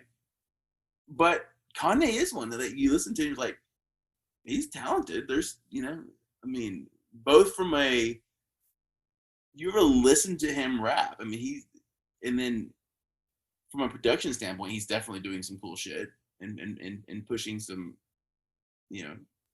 It's hard for me to speak on this. His personality has marred him. It's so off-putting for you. I know, for sure. So off-putting. It's really unfortunate, but and I mean, I have, to be fair, you really should, like we've been talking about, you really need to dive into people's catalogs and not just judge on the latest single or a few hits. You have to do that, to be fair to any artist in any genre. So, and really give them time. And I'll admit, I haven't done that. I tried listening to a few Kanye things, and all I've ever been was, what a fucking douchebag. Self-proclaimed genius. At best, I mean, or at worst in his case, I suppose he's got some serious mental problems, and it suffers from extreme narcissistic mania. And then obviously, I'm assuming he's bipolar, right? So there's that whole thing. But I mean, to his credit, the one thing I'll give the guy credit on, all music aside, is that he certainly had a desire and a will to do something, and he did it, and he went and made it happen, and he did it on his own terms. So I mean, you can give credit where credit's due. Musically, I don't have enough knowledge on the guy to really say. I would have a hard time putting him up to the true goats. You know what I mean? Like I don't. It seems like I don't see him standing against the greats. Unless that really blew my fucking mind. Yeah, it's weird, man. Hip hop especially, I feel like, I think all genres do this, but with him especially, like I keep thinking about Mystical, and like his first single that everybody knew was "Shake Your Ass." It was like, ugh, that's the most. It's like a lot of times it's their worst music, right? Yeah, no, really, true, seriously, and it's like somebody made them do that because, like you were talking about earlier, they had this, list, and like, oh, we gotta check the boxes here and make sure that you have this here and this here and this here, and this is all involved in the song, and cool. Now, according to algorithms, this is a hit song, and all the ingredients are here, and it's just, there's no substance to it though. But if you go listen to the B-side stuff, you're like, oh, this is a totally different person, and I can dig this. I feel like that's probably the issue with a lot of big acts though that have made it, and like, who are we? Like, we're sitting scrutinizing the shit out of these people.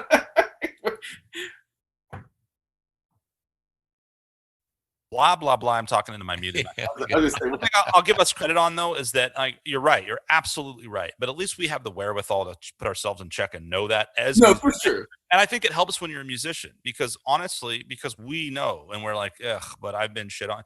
We know how it feels to be trolled on. These people it's exponential, So right. That's the easiest thing in the world to do, right? Sit on the toilet and leave mean comments about someone else. I mean, well, and I troll myself harder than anybody, so yeah. So I think that's the easiest thing in the world to do. And again, it's like, if you really want to, you should really go explore. And then if you really explore and you're like, wow, this person is a real shit, then fuck them, right? But I mean, and then it's still subjective to a certain degree. I think there's a lot of people. I think like the main thing is being able to look at Eddie Van Halen being a great example of a musical genius in his own right, an innovator, and all these things that he did, changing guitar history in all the band, whether you like the band or not. Like personally, a lot of I've never really, as a guitar player, it's almost like a sinful thing to say. Like I never really learned Van Halen. Right. How can that be? I don't like David Lee Roth. I'm not really a party music guy, and but they got some great songs. They've got some great songs, and I've kind of gone back and I've heard some deep cuts, and I've listened to a few. I'm like, man, there are some really good stuff. But either that aside, whether I like the band and all the David Lee Roth's antics and all that bullshit or not, doesn't change the fact it's undeniable what their contribution, and particularly Eddie Van Halen's contribution, was as a guitar player and an artist and a musician. So I think you got to like take that kind of stuff into account. You could be like, so the correct thing really for most of us to say is like, I don't really dig it myself, but right. But unless you've really done that, I think, or the younger, a lot of people just go, this sucks. Right. Okay. And if you didn't necessarily dig on their stuff, like people like that, like to that point, like who did they influence that you do dig? Like because they. Yeah, exactly. Fucking everybody. Exactly. Right. Well, right. And here's another band I mean, Victor and I do have our favorite bands to talk shit on because it's fun, but I'll never discount and I'll never but I'll always give credit, like, hey, you had a unique thing, you did something unique and you made it, and deservingly so for most people, but like Kiss, I mean, Kiss is, Christ, Garth Brooks, for crying out loud, whether it's Garth Brooks or Dimebag Darrell from Pantera or Eddie Van Halen or all these great guitar players that are the reason that I play guitar. And then they're like, and I see an interview with them and they're like, we love Kiss. And I'm like, oh God, what? But it's like it's this never ending thing, had it not been for those, douche knuckles dressed like clowns, maybe I'd have never gotten influenced by Bag Darrell. So whatever. It was Love Gun, man. I'm telling you. It's love. I read Marilyn Manson's autobiography and I was never a Marilyn Manson fan at all. But randomly when I was deployed, it was like, there was a book and I was like, yeah, I can read this. And, it was actually really, really good. I actually enjoyed it, but I didn't realize he was such a Kiss fan either. He was a huge Kiss fan. Yeah, it doesn't surprise me. It seems like, you got some of these bands at some point, like, but nowadays, once upon a time, they're metal. Now they're just like this. They've been parodied and cited on every fucking pop TV show from Seinfeld and Simpsons. And they're just, it's pop culture. You know what I mean? Like everybody knows that band,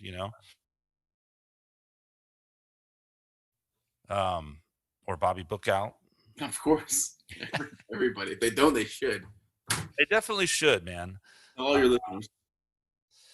Yeah. So, I think you'll have to, when you do your next record in like 2025, right, which will be perfect for me because I'll have just finished whatever the hell I'm finally working on 7 years, long. Then I would love to play on some, no pressure at all, saying this on this podcast. Like, I'd love to just have a little piece on your future album. Like maybe we should do that. 12 songs. Like seriously, like just, I was talking to somebody about this the other day, doing like a postal service. I don't know if you're a fan of them or not, but that style though, of not musically, but like, hey, here's a hook. Here's something. You play something over it now. Without any pretense or any pressure to do anything with it, just let it become what it becomes. Cool idea, yeah. I love that, man. I don't know. I'm getting ready. Like I am on the edge, about to step off onto this cliff of like creating stuff again and getting back into it. And Brian and I are about to finish that song. I'm like about to do another music video. Videos, dude. I know you've done some, but like they pay off so much. People are we're such an ADD society now. Like we have to have all the stimulation and having the visual. I just think get your stuff listened to so much more. So as much as I don't want to have to hassle with it, it's like shit. I'll make a video, whatever. Like it doesn't matter what it is. Yeah, I think you're right to do it, man. It's because it is what it is, and that's it's kind of the smart. I think as an artist, right, we get in our heads. I've gotten a little better about this. You have this concept of songs, and you want to do this big album, you want to do this big grand thing. Right. But in reality, especially in this sort of ADD, we're on to the next thing already. Yeah, you put it out now. Cool, that'll sit there forever. With your video, yeah, man. You get a nice little bump of attention right there, learn a thing or two, and then move on to the next thing. And you're not sort of in purgatory for years agonizing over something that, then you're like, okay, CD really, what? Oh, CDs aren't a thing anymore. Oh, Yeah. Okay, give me another year. I'm gonna make some vinyl. We had to do that with the last record. Catherine like checked me right before I was about to press order with CD Baby. She was like, "Do you need 1,000?" That's a smart girl right there. Yeah. Look, she saw really She saw the 900 copies of the first album. Was like, just. So we did 500, and I think I've got 490 of those left. So I've got 10 still from Skunkfest. So there's, if you're wondering what happened to the other 10. In fact, dude, shit, I was thinking I was gonna grab one of those and hold it. Why? What does it matter? Look, Bobby's CD. Look at the CD I have. Yeah, I do think I probably still have like a couple of your CDs. Like I've because I had so much shit like thrown in a bag. I remember we met up and I brought you some stuff back. But like once in a while, like I'm like, oh, there's a Bobby Bookout CD in my merch, because we had them all in those bags for Skunkfest or some shit. Just making all this money off my music right now, and like he's like, it was all part of my evil plan. Like, yeah, that I'm out there like, yeah, bootlegging Bobby's shit on the black market. Dude, it's just, and it's so funny. Like we talk about the money part of it. It's like the truth is we would give the shit away. We just want people to listen to it. I don't care. Like I just want to be heard. That's the biggest thing. That's why you pour the money into it and the time and everything else. It's just, I don't know. And it's weird too. Like you're analyzing the last thing. Like that's funny. Like back to the video, I feel like the music is nowadays so much, it's almost the last thing, right? There's so much entertainment and, go do something, whatever the fuck you can to get famous, to get right. Maybe somehow your music becomes interesting and relevant. Well, I don't know, I mean, it's, but I'm sure like many, many, many people feel that way. It's like, Jesus Christ, like I did all this. That's how I feel all the time. But I'm like, but then you start to go, well, do I really want to put another $500 or $1,000 into this just so I can get a bunch of social media numbers that may or may not translate to actual sales or ongoing, fans or anything? So that's where it gets really tough, I think, is it's hard when you do something and then just put it out and you're like, and nobody listened to it. Okay, cool. 2 Spotify plays, YouTube views. But dude, again, I think that is the litmus test for why we keep doing it though, because you I think ultimately it has to make you realize that you don't. Yes, you want people to listen to it because I think part of creating art is having people experience that art. So, and that's taking the money and everything out of it. I think that's the reward, is like, that's the relation to other humans, is like, I created this thing. How did you perceive it? How did you perceive it? Well, and back to what I said earlier, I mean, it's on an extremely small scale, but it happens every now and then where someone's like, oh, I love that. This has happened a handful of times when people are like, oh, I've got your CD in my car. And I listened to this on the way to work yesterday. And I love that song. And I'm like, oh, I had no idea anyone was actually listening to fucking anything I did. So thanks. Cool. And it's so weird. You never know, It's so cool. I mean, it's amazing. And I always try to like imagine like, what is it like for them listening to my stuff if I'm not me? Like somebody's actually, because I can't imagine driving around listening to my shit. I mean, I do it enough when I'm trying to figure out if I'm going to take a 90th vocal take on that. It's like, but somebody actually can listen to it the way I listen to other people's music. And that's just a weird thing for me to hear. It's like, so you can actually drive around and listen to me singing. The weird, you probably saw this on Facebook because I made a big deal out of it a year, 2 years ago, maybe a year ago. I went to a friend's wedding and he's become a friend of mine. I met him at Roadhouse. He came in and I waited on him and some friends years and years ago. And he started coming to shows and following my music. And he's always claimed to be a fan and claimed to be in my music, but you assume that your friends are going to be. They're your friends and they come out and they support you. And that's so appreciated, that by itself. But he expressed, like, one of my songs, Austin, he just was a big fan. And that's probably more of a country-esque song that I have. And I was like, cool, that's awesome. And, but again, I'm the worst about receiving compliments. And I always assume lip service in my subconscious. It just happens. I don't have a choice. It's just there. There's doubt if someone compliments me on something. So we get invited to his wedding, and Catherine and I go to his wedding. We're super happy to be there for him. And we're sitting down at dinner, and it's time for the first dance. And they get up, and there's like they like look at me weirdly for a second. And we're just sitting there like eating our food, but this couple's about to have the first dance. And Austin starts playing. And dude, you talk about like I'm freaking out right now, just reliving the moment in my head, because it was like, you get one first dance song at your wedding, and like this person resonated with my song enough to like, that's the song they picked. He and his wife picked. I don't know. It's just that was a trip, man. That's awesome. More valuable than any money amount. It's like they didn't do it for me. That's like, if you're gonna do a favor for somebody or play their song at a party, like that's cool. Your first dance song, like you could have picked anything. And right. I mean, you had a profound impact that's not, you'll never forget ever. Yeah. So that kind of shit, man, that goes, and that's, speaking to stuff we were talking about earlier, like when you filter through the compliments that you have to force yourself to accept, that was one of them for me. It was like, okay, I can't. He wasn't bluffing. He like, it was their wedding and their first dance song, and they picked one of mine. So sorry, babe. I know you hate this song, but my buddy's hanging out. Yeah. You catch up with him like 2 weeks later. So how's everything going? Oh, we got divorced. It was over your song, actually. I should have told her, I guess. Yeah. Also, when it comes to you listening to your own music, I'll tell you exactly how I picture you, which I do quite often. I picture you listening to your own music as exactly as you look right now, in that suave robe and your beard, which looks great, by the way, and just you sitting there in your robe with beard, just going, yeah. That's right. I'm so sexy. You tell him, Bobby. Oh, dude, it's weird. I mean, I know what this is like. It's like, those when you're just doing your takes and going and listening in the car, and it's like you just scrutinize the shit out of it, and you can never hear it again the way other people will hear it. It's weird. I still I have to.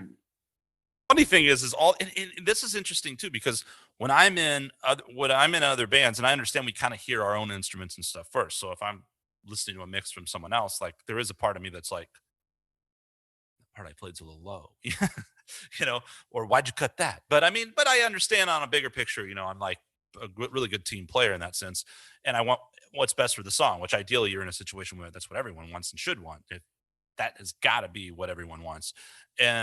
But if I'm listening to, I can really scrutinize stuff, and that's just what I do. I don't like it, but I can really get in there and find, and sometimes I get more involved than I want to. Right. But if I'm a guitar player with another band, right, I'll do something, and then it's kind of on them to mix, right? And I'm like, here's what I sent you. I did my best, and here's kind of what I see. Here's some ideas, and then they do their thing, right? It's not my thing, right?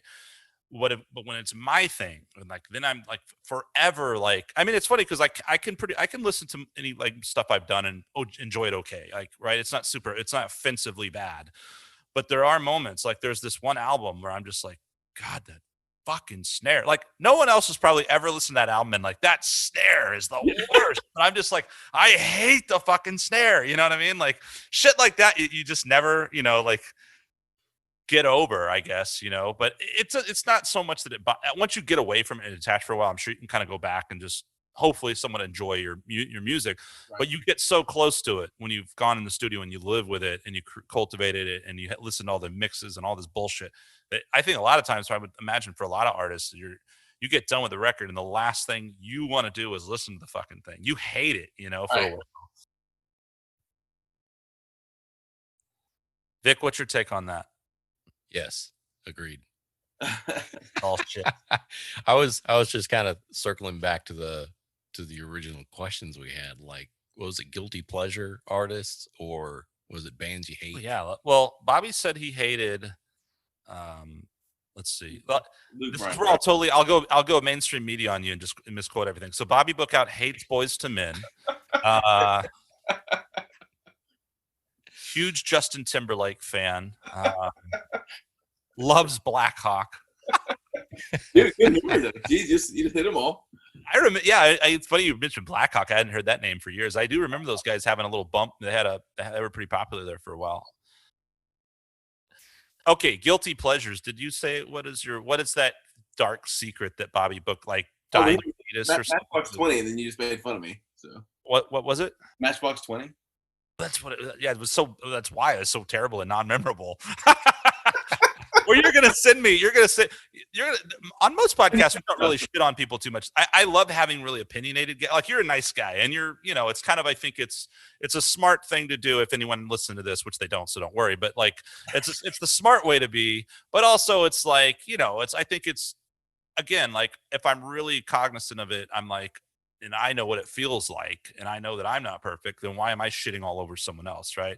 I tend to shit on people for their fucking crappy personalities like Kanye West. It tends to not be a musical thing. It tends to be a character thing that I tend to have an issue with people, Yeah.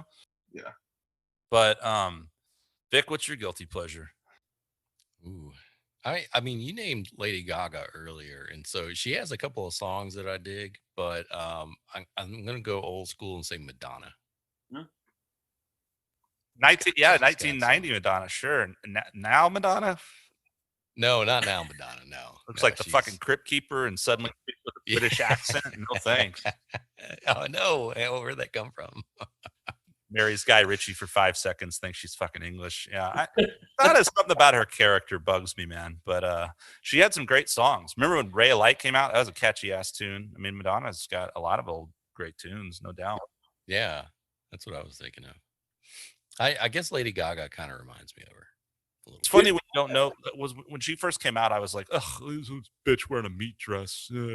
But dude, you gotta give her credit. Like she played the game because she was like the real deal as a musician, and she's like, "Oh, you guys are gonna." That's why I like her because I'm like, she fucking did it. She got noticed, and then when you actually hear her, you're like, "Holy fucking shit, this chick is good!" Like she's really good, man. Like, yeah, I kind of like didn't ever get it, and then all of a sudden I was like, "Oh fuck, man!" Like I really like her. I watched her. I think she had there was a documentary or something about her that I watched, and even did a Facebook post about it where I was just like, "I like Lady Gaga. Fuck you all." Dude, I don't care what you think. She played the system like she played their game their way. She's like, "Oh, you want extreme? Cool, here you go." And now she's like, she can sit down in a dress at a baby grand piano and play and sing a song and do it perfectly without the shtick because she got there through the shtick. It's like, God, I know, man. Total. If there's ever the recipe for doing it, that's a successful one. I went down a rabbit hole a few weeks ago, and I'm trying to think what the catalyst was. I know what it was. It's so weird how YouTube happens, right? I don't know what I was. Oh, dude, it was one of the local channels where they just play music all the time, local Austin stuff, I guess, for them. And it's like a still image with like text and tells you about who knows what, one of those kind of stagnant background TV stations, but they always have music playing. And a lot of times I'll sit there and listen to it, and I don't even know who the artist is. Sometimes it's someone I know or recognize, but it's a lot of really cool Austin music, blues, whatever. And anyway, there was one song on there. It was a cover song, and I can't think of the name of the damn song again, but it's a great song. It's the song. Do you know the movie The Jerk? The 1979 movie The Jerk with Steve Martin? Yes. Oh, yeah. There's a scene in that movie where he sings a song with that chick. I forget her name. And it's just a beautiful song. It's this really catchy fucking little melody, and it's a call and response. Great little song. And so then I went and looked. I was like, I wonder who wrote that. And I went and looked it up on YouTube. I didn't even know the title. I found it. I'm watching these old ass fucking 1950s videos of like a bunch of little girls singing some random ass song that got covered in The Jerk. Somehow that led to me like for 4 fucking hours watching YouTube videos. And I ended up in a pop rabbit hole, and I was watching like Britney Spears and the whole fucking nine, like all that shit. And I was like straight up just going like, that's fucking catchy. I'm sorry. Like if something's good, I'm pretty sure Britney Spears can't sing for shit, but whoever fucking produced the damn thing did a good job. Like I think it was that song Toxic. And there was also a Britney Spears song in the movie. I love this movie. It's so good. Bridesmaids. Do you know that movie? Oh yeah. yeah. Hilarious movie. And there's a scene when Kristen Wiig's all fucking hammered on the plane and shit, and they start playing this song. And I used to always be like, "That's such a badass beat, like so good." And my girlfriend at the time was like, "That's a Britney Spears song." I was like, "Oh, really fucking good. I guess I like Right. Britney Spears."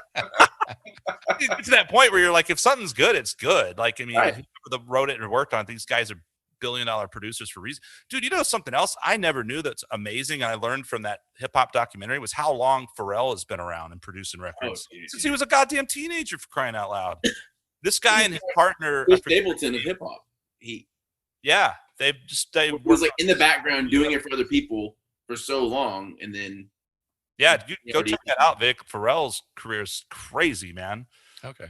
Before he kind of got that mainstream success with and he already Daft Punk or whatever a few years ago. But that's right. Already been like, this icon. Oh, dude, he had songs. He had a lot of hits already. What were they called? Like NERD, Neptunes or some shit. What was that group he had? NERD. And you know what's funny? I keep interrupting, thinking that you can hear me like chime in on your conversations, and then I realize with the way this is set up with Zoom, is only like unless I'm yellow, you can't hear me. I've been agreeing with you a lot though, just so you know. Hope you can see my head nod. But NERD is who you're thinking of. That was his. It's your turn. Okay. No, keep talking. I'm bad about that, and I interrupt constantly. And every time I listen to a podcast, I'm like, "Shut up!" But I never shut up. So I'm going to shut up. Talk. Now I'm on the spot. Well, hey, you were talking about going back in a rabbit hole, right? So another guilty pleasure to add would be the Bee Gees, because they've written so many songs that people don't know about, like the whole soundtrack to Grease, right? Like all that old 50s stuff. What was the Islands in the Stream with Dolly Parton, Kenny Rogers? So, I mean, there's just like a ton of stuff that they've written in the background that, and really all they're known for is like the disco stuff, but they're pretty phenomenal songwriting skills. Yeah, it's funny how guys like that, and Back to the Country thing, and Willie Nelson, a lot of these guys that become huge in their own right have written all these other fucking great songs for other people too that you don't even know. For sure, yeah. That would be a cool thing too, man. I mean, how cool would that be? Even if you were just like not famous under your own, but I think I used to be real selfish about music, and like I want to do my thing, and now I go back and forth, and sometimes like, Jesus, why don't I do my own thing anymore? And then, but sometimes I'm like, it's weird. Like sometimes I feel motivated, and sometimes I just don't. Yeah. But nowadays, I'm much more likely to be okay with like doing all kinds of things with other people and giving it my all and trying to contribute in the best way I can. And like, maybe I just did a guitar solo, or maybe I'm part of a song or a creation of something. And I think that's cool. Like that's what it should be, And so you got all these guys, like sometimes like nobody even knows who their name is, and they've written like songs that have influenced that every single one of us know, So there's right. I think that even that in of itself would be like extremely rewarding, For sure. Know anybody, by the way, that we can pitch songs to? I think you should Probably collaborate. Justin Timberlake. You should collaborate and cover some Kiss songs. Bobby is going to sing on one of my songs. Remember, Yeah. I finally tracked the goddamn piano to that thing, so I just got to get you to sing it now. Oh yeah, dude, I actually forgotten about that. That was a while ago. You asked me about that. That's how I operate. I usually hit up people, and I'm like, "Hey, I want to do this." And like, sweet. And then like 4 years later, I'm like, "Remember that thing?" Is it Dude, man, yeah. What? Because I'm trying to remember the subject matter of the song. Is it a political song? No, it's not political. So what it was I mean, when the whole pandemic thing happened, I did 3 songs, and one of them was like a "Go Fuck Yourself for Not Wearing a Mask" was my rapper character. One of them was just kind of a topical, talking about the whole pandemic. And then the other one was this song happened as a fluke because someone was making a compilation thing, and they were like, "Hey, can you do a little something for this?" I misinterpreted a video, and I wrote a verse, and I was like, "Fuck it, I'm just gonna write a song." And I just ended up writing a song in like a day and recorded it, and then I sent it to the guy, and he was just like, "Oh no, I just needed a short little video. Never mind." And like, he never listened to it or anything. I was like, "Oh, that was great." But I was like, you know what? I wrote this fucking song. It's how I believe it. That's how I felt. But the song was basically like a thank you to all the essential workers and all the people that were out there busting ass why the world shut down. And basically those people deserve thanks all the time. Like these are the people that the world, we all idolize our celebrities and stuff, but these are the people that make the world go round, So, for what it's worth, it's a fucking song. It doesn't matter. It's just, I'm glad that I can actually be in that kind of place where I'm not like, what will people think? Who gives a shit? I know. Song, who cares, right? And so I just did a demo, and then I was like fucking around with video, and I made a little video, and I did the whole thing. And then I was like, I think it'd be really cool because of the nature of the song. To my idea then, when I hit up you and a few other people, 6 years ago, was to like go, hey, why don't I just like track the piano for this, and then just bring in other people and let other people be a part of it and sing on it, and we'll just all kind of do that kind of thing, with several different artists. And that's something I've been enjoying a lot more too lately, whether it's a good Rogering or just me, just bringing in other people to work on, to be a part of stuff that I do, and letting them, shit, man, it just makes, and you've been doing that all along, like even back to Donnell and stuff. It's like, right, surrounding yourself with all these great musicians to enhance your music, I mean, I say your music, but you're just like the embryo. Like then it takes on a form of its own because of all the other people that get involved, Oh, dude, totally. Yeah. That's the thing is like, and that's again, like that's the only thing I can contribute is that I pick out good people. And I'm like, hey, stylistically, this is what I'm feeling for this. That's your bag. Like that's your thing. You're a producer in that sense. I guess. I don't really wear any hats. Well, I just have we know you have to wear them all. Like that's how I feel. Like we're like trying to wear like 18 really hanging on. But even like, dude, it's like instrument wise, it's like I wish I could play better. It's like it's just I get so lazy about it. It's like if I want to send a bass track to someone or a groove or something, it's like I'm not gonna get on a Reason. I'm not gonna pull out an actual bass and then just beatbox on my phone to you real quick with I'll just sing this bass line to you. Then you do what you do. It's just easier. Actually, honestly, like that's the big thing though, is if you could communicate an idea, if you can sing the idea. Yeah. It's I mean, if I'm in a progressive rock band, for fuck's sake, please transcribe your shit so I don't have to sit there and want to kill myself trying to figure it out. But if it's a simple song, it's like, dude, just let me know what you need, and like, cool, like I think that's a big thing, and that's a big. I just had this discussion actually with someone, like in terms of songwriting and being that core unit, expressing like what your idea is, your basic fundamental core of the song. Maybe it's a riff or a hook, and then you got the lyrics and the melody, and that thing can grow. It can go anywhere. It can become anything, with the different musicians and people you bring on board. But it's fun to watch it grow, and sometimes it grows away from what you wanted and it kind of loses the magic. And then there's other times where it's like, oh shit, that just did something so cool that I never would have thought about, and it becomes this thing that maybe it's different than what you had in mind to begin with, but it just got so much cooler. I like what you did. Jesus, man. So, Guns. What's the song that you did twice? Oh, Guns Drawn. Guns Drawn. Yeah, where we did it because you did 2 versions of that tune. Yeah, tell us about that tune because it's got a cool story too. It was so that song is just like it's all. Oh, that's you guys. I keep on seeing that reflection back there. I was like, what is that? It's like there's a flag on my computer. Anyway, Guns Drawn it's not.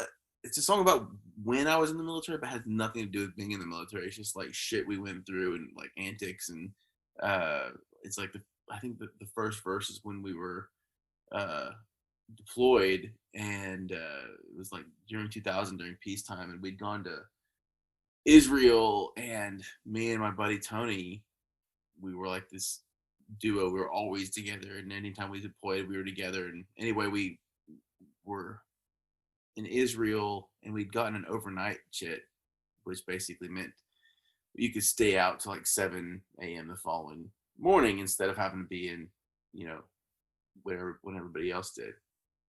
And so we did that, and we met up with these Russian girls, and it was just like a bunch of craziness ensued, and we got in a fight with a cab driver who dropped us off somewhere remote in the middle of nowhere, and we're in Israel. We don't know where we're at, and when we were drunk, and it was like, that's the water right there. We know our ship's on the water somewhere.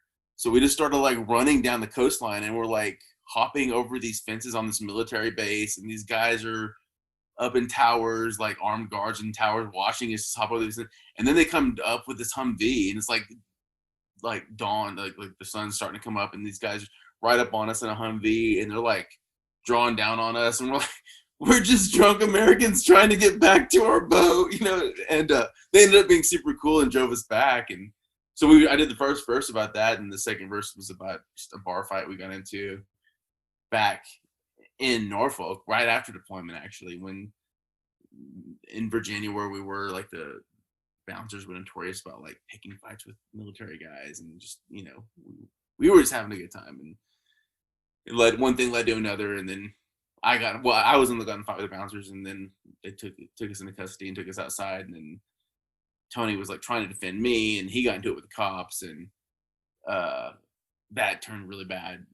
He ran away from him. So that, anyway, it's just a fun song about all that stuff that we actually miraculously survived, so we can look back on it and laugh now. So really, really stupid shit, but, you know, in retrospect, funny because we did survive. So, well, the original version of that is completely a cappella, right? Yeah. Really shitty acapella, just me looped over myself. So, but you never did that. Actually, I'm going to come back to Radiohead because of that, but you never did that live, obviously. I don't think that way. No, not that way. So yeah, that was a thing. Album that you did it the way more like it's done live, which is it's a really fun song to play too. Yeah, the groove's cool. Yeah, it's fun to play. Yeah.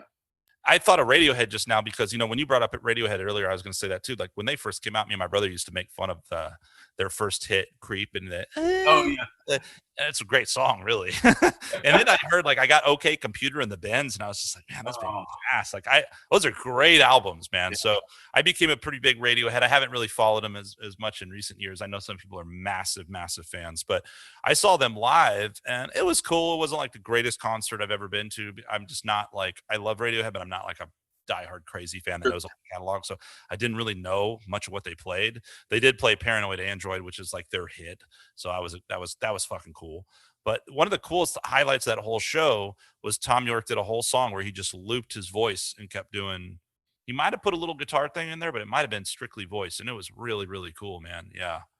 And again, I mean, there's such a huge thing.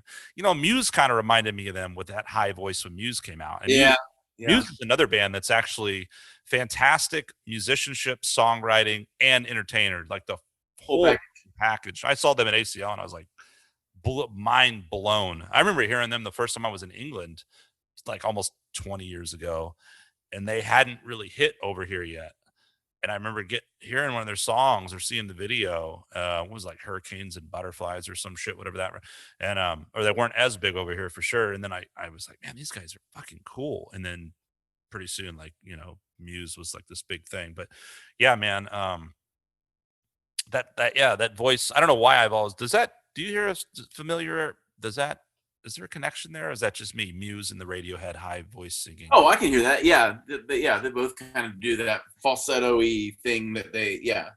What's the name is more, I think, powerful? What's that guy's name? The Muse singer. I don't know. I wouldn't know his name actually. Maybe if you said it, but Vic, what's his name? We're not leaving this podcast. The Muse guy. Yeah, that's it. That Muse guy. Yeah. Where'd they go? I haven't really been around for a minute, have they? Yeah. Of course, I guess nobody has. Remember when I came out that song Madness? I was like, I heard that for beginning of that, I was like, what the fuck is this? And someone's like, it's Muse. I was like, that's not Muse. I love that song. That song is that guitar solo in that song. So good. It's so unique. It's short and tasty. It's just and they just went like this. The tone, you know, the tone is so interesting, right? It's totally dry. Yeah. It's just really, really cool. So many times, you know what I've learned too about being a musician, especially teaching and transcribing stuff, is how many times on the surface the song is really simple, and you start to analyze it, and you're like, whoa, wait, there was a measure of 2/4 right there. Oh, that's a key change. What the fuck? And like I've noticed, like the other day I did, like, this happens all the time with Beatles songs. The other day I was transcribing Pretty Woman, and I was like, wait, that's a measure of 6. Wait, now it's a key change. What, he does that 11 times? Like, weird shit, you know what I mean? Like, you just actually sit with it. Yeah.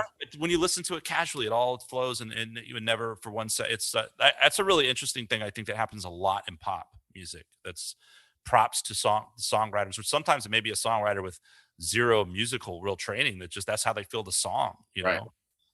And then other times, maybe the producer's throwing in some clever little things or whatever. But yeah, it always kind of fascinates me, man. And so a lot of times I think that's sometimes a young guy's mistake.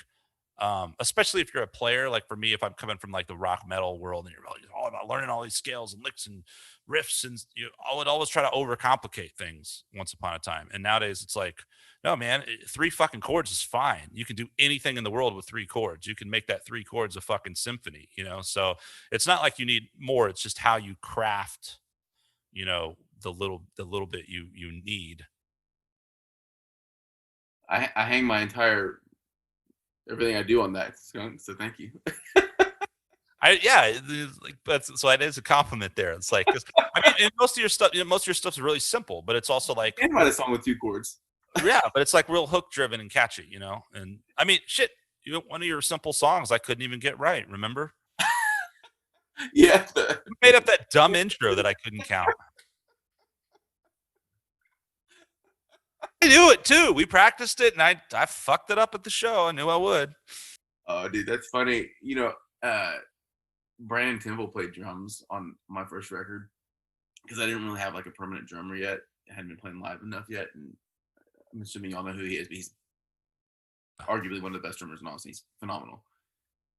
And I didn't know him. I'd seen him play at a show with Donnell, and I was just mind blown. He had like this tiny kit and just like murdered the whole set. And if y'all have never seen him live, you should totally see him. He's just stupid. But anyway, so well out of my league. But I was just dumb and naive enough to be like, I could just call this guy and see if he wants to play. And a lot of these guys in Austin, if they're not doing anything on Tuesday afternoon, and like better than sitting on the couch watching TV.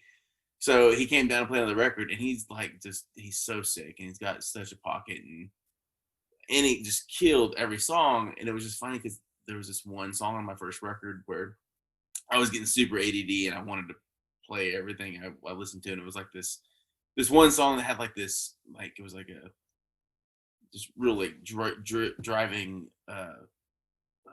like pulse, like clocks, like Coldplay clocks, like that da da da da da da da da da. Anyway, it was so straight. Like he struggled with it so much. It was just weird to see like this phenomenal musician. I mean, he's just this sick jazz drummer, and he was just like, it was almost like too basic for me. Like he couldn't dumb himself down enough to play this like super straight. It was just kind of weird, like to sit there and watch him wrestle with that in his brain. He's like, so you just want me to do that? So that's how I think that's defending you for not getting that lick. It was too basic for you. Well, I don't even remember. It was something like where it came on the and of 3, and I was like, but that doesn't make sense. I refuse to. So speaking of that, where was that first album recorded, man? Did you record both these at 1916? Yeah, 1916, and then so half there, and then half, I would say half at recorded in Lubbock, right? Lubbock, yeah. Scott, what's his? Yeah, you met Scott Ferris. He and I actually yeah. talked for a cover. He's coming down. I don't know if he wants me talking about this or not, but he's coming down in December, and it meant a lot to me. He's got a stall of singers. He could have picked anybody he wanted, but he asked me if I wanted to sing the song on just for fun, for no other reason than just to do a cover. And so we're gonna redo Billy Thorpe's "Children of the Sun." I don't know if y'all are familiar. That's a '70s song, super like ahead of its time, super trippy. I actually love the guitar on it. But I think Bee Gees wrote that one. What's that? I'm just being stupid. I'm coming back around to Victor's thing, saying the Bee Gees wrote it. Oh, you gotta, yeah. Yeah, super cool song, like really, really old song, but way ahead of its time. And he asked me if I'd sing on it, so we're gonna track that song in December. But so yeah, I'm still working with Scott too. Scott's mega talented dude. So. Yeah, cool dude, and plays guitar too, right? Damn good. Oh yeah. He was actually the chair of guitar studies at South Plains. So he taught Kel and Blake and all those guys. Oh yeah, cool, man. Yeah. I remember meeting him when we went up there. Dude, I played a couple of shows with you, and you played with me in Lubbock. Yeah, shit. And I passed out at your parents' house or your friend's house or somebody. Remember that? It was crazy. One of the craziest things that's ever happened. Like Bobby being like the non-fat piece of shit that he is, like was like doing push-ups or something. And like I literally got off the couch and I think like I don't know if I had to hit my inhaler or something, but for some reason I got up off the couch and I don't remember this ever really happening to me. I saw stars like in the cartoons. And I just like fell over. I like blacked out and fell the fuck over. And Bobby's just like, dude, are you okay? You stood up too fast and just passed What out. was that? Yeah. What's that? What was that? Like, what happened? I probably just like looked over at you and you had no shirt on. And you were doing push-ups and it was too much, man. It was too much. Be honest, even with you in this robe, I'm having a hard time getting through this podcast. You covered so much. Dude, I forgot you went to Lubbock with me. That's right, because we played a couple shows up there. We played At the school, I think. at this one at the school, and then we did one in town in Lubbock that next night. Yeah, that's right. Yeah. Obar. Was Obar. Who was that we stayed with? Was that I don't remember. Was it your parents or a relative or It something? was a family friend, like kid, a kid of a friend of my mom's, and that's the way to do it if you're gonna play out of town, man. Just crash on people's Oh, town. Definitely good to know people all over the place. Yeah. So that's like my secret agenda behind this podcast, really. Interview people all around the country.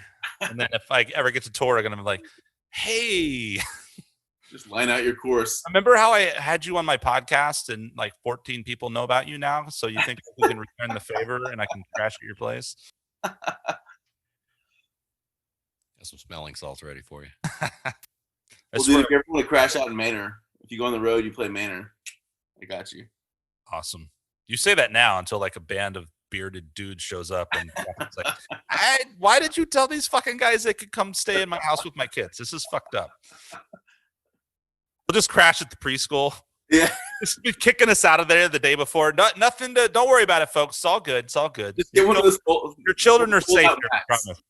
You stacked fold-out mats. You can just lay them out. There you go. Great. So, man, plug before we go. Just to plug your school. What's it called? The place in Manor, the preschool, daycare. Whatever. Kind of tell us a little bit about that. I'm curious. It's the Busy Bee Preschool because I had to have the double B's in there. It's all marketing. But no, it's the Busy Bee Preschool in Manor, Texas. It's on Highway 290. And we are hopefully going to expand that actually too sooner than later. We're paying a pretty insane lease, but we are looking at property to do a building that would be ours, hopefully, because it's looking like it's going to be longer term than the 10-year lease that we got. So, but yeah, it's a preschool. It's not a daycare. Those things are different in that world. So All right, I don't have kids. I don't know anything.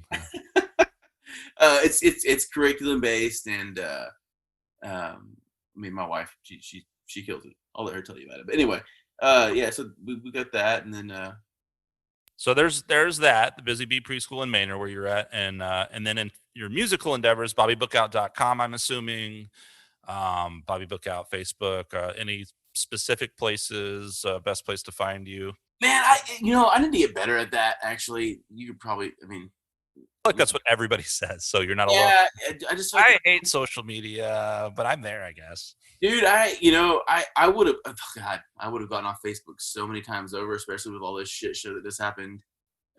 Wanted to get off there, so it just sucks so much of you. But you can't, like, doing what we do. You have to be on Facebook at least, So I do I got Facebook and Instagram and all that. And I got my website. I need to revamp it, and I don't nurture it and babysit it enough or put it out there enough. And I'm just like, do people go to people's websites anymore? I don't know. What are the videos, man? Like, because like you said earlier, I think when you have a really cool video and people can go to YouTube and check something out and get that first impression. You did a video for The first video I did was meant to be, and we only picked that song because it had gotten picked up on accident by this shitty show called Dance Moms Miami that played it. It was a A&E show on Lifetime. And it was like a spin-off of the original Dance Moms. It was like Dance Moms in Miami, so it was even like trashier, like Miami trashy. And I'm down. I'm gonna go watch that.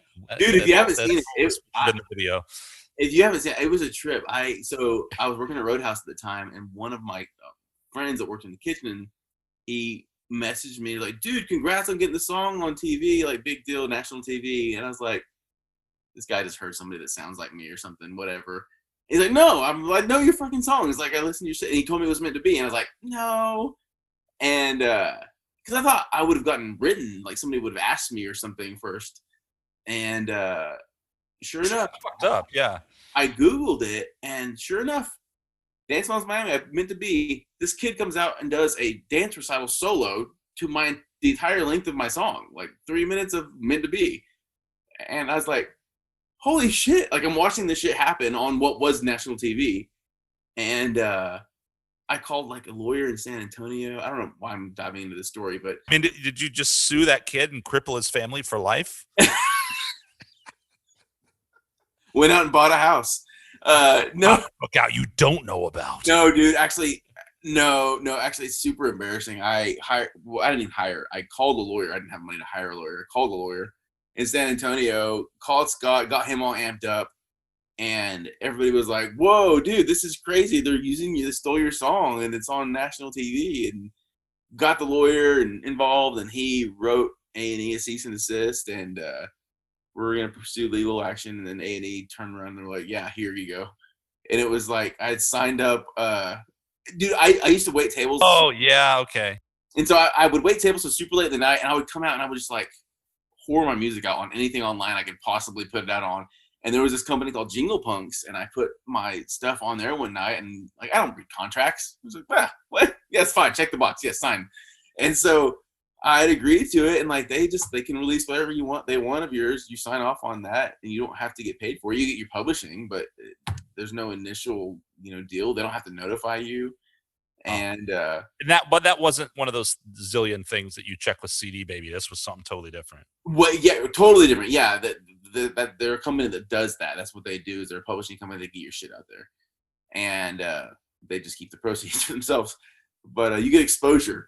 And anyway, but no joke. I had a kid in Florida make like a music video. You could YouTube it right now, and it's like he has the lyrics to Meant to Be float out on the screen, and because he liked the song that much. And I was like, that is awesome. So whatever. It was rewarding. Cool. At least yeah. It's kind of always a trade-off, right? So Meant to Be, yeah. Well, that was a long-winded answer to your question. So that was the first video we did. I did it when I was like, well, shit, I should do this while this is out there right now. So I did a video for that, and then we did a video for Broken Promises, which was probably the bigger song on that record. And then third video was for I'll have 3 videos. Yeah, Smooth. Yeah, Smooth. On the second record. On the second record. That's the one with the lick you couldn't figure out. And then and then we put out a live recording video at the studio for Pump It Up, which is that Elvis Costello cover we do. But this fourth video we're about to do is going to be for Little Eyes. We're working on that right now, which is like a acoustic song that I've got on this last record. Carter Arrington layered a bunch of really cool, pretty guitar on it. Wow, nice. Yeah. Cool, yeah. Man. I didn't realize you had Carter on that album. You had The Usual Suspects, or like, dude. Before you go, last thing. I know we're running pretty late, but this has been awesome catching up and talking with you, man. Sure. Who are some of the players you've had on your records? I mean, you mentioned Brennan Temple, Carter Arrington. I mean, you've had like some really, really great players. Like, who else has been on these albums? I mean, your brother was on there. No. I mean, mention the great players though.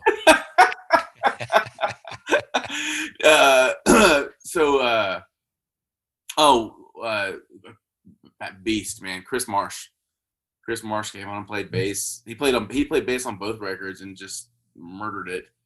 I don't know Chris Marsh. Oh, dude, he played with Eric Johnson for years, and well, there you go. Okay, among others. I mean, he's sick. He's another one live that just murdered. Him and Brandon together are insane. But yeah, he's fantastic. Matt Slagle on some of the tunes. Matt Slagle played on a couple on the first one, and he played on a couple on this more recent one. Guitar, we had Keenan a lot on the first one. Keenan played a little bit on the second one. Kale's all over him. Blake's all over him. Dude, I can't believe you haven't been on a song yet. I think I almost got you on. Didn't I almost get you on Asia's song? Yeah. And I don't know why it never came to pass. Yeah, Blake That ended up doing communication with us, yeah. Blake ended up doing little pig squeals that you were gonna do, and and but yeah, it's a bunch of guitar players, and then Casey sang. Casey has sung on a couple songs, a couple albums with me.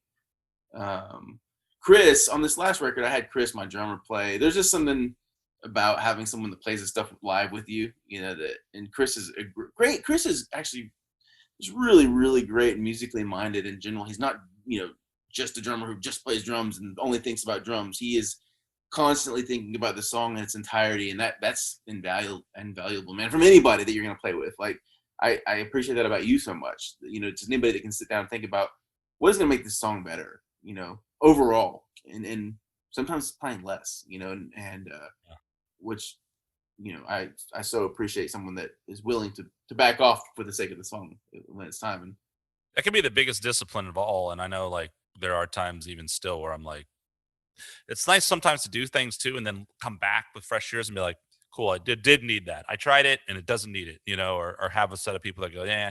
And so I think that, you get better at that over time, but that's like a almost more important and a bigger discipline than sort of learning all the cool shit you can do.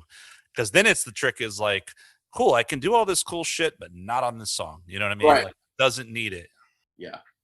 Yeah. And it's all about serving the song. I think that's the biggest thing that a lot of people lose sight of sometimes, is like, am I forcing this right now just because I want to show off that this thing can happen, or does it actually resonate with the song? So, but yeah, a bunch of people and I will probably continue to do music that way. I think it's fun to do. To that point, we just need to do a song, dude. Like, Yeah, I agree, man. I especially with the pandemic now, like it's been pretty cool recording remote with a lot of people.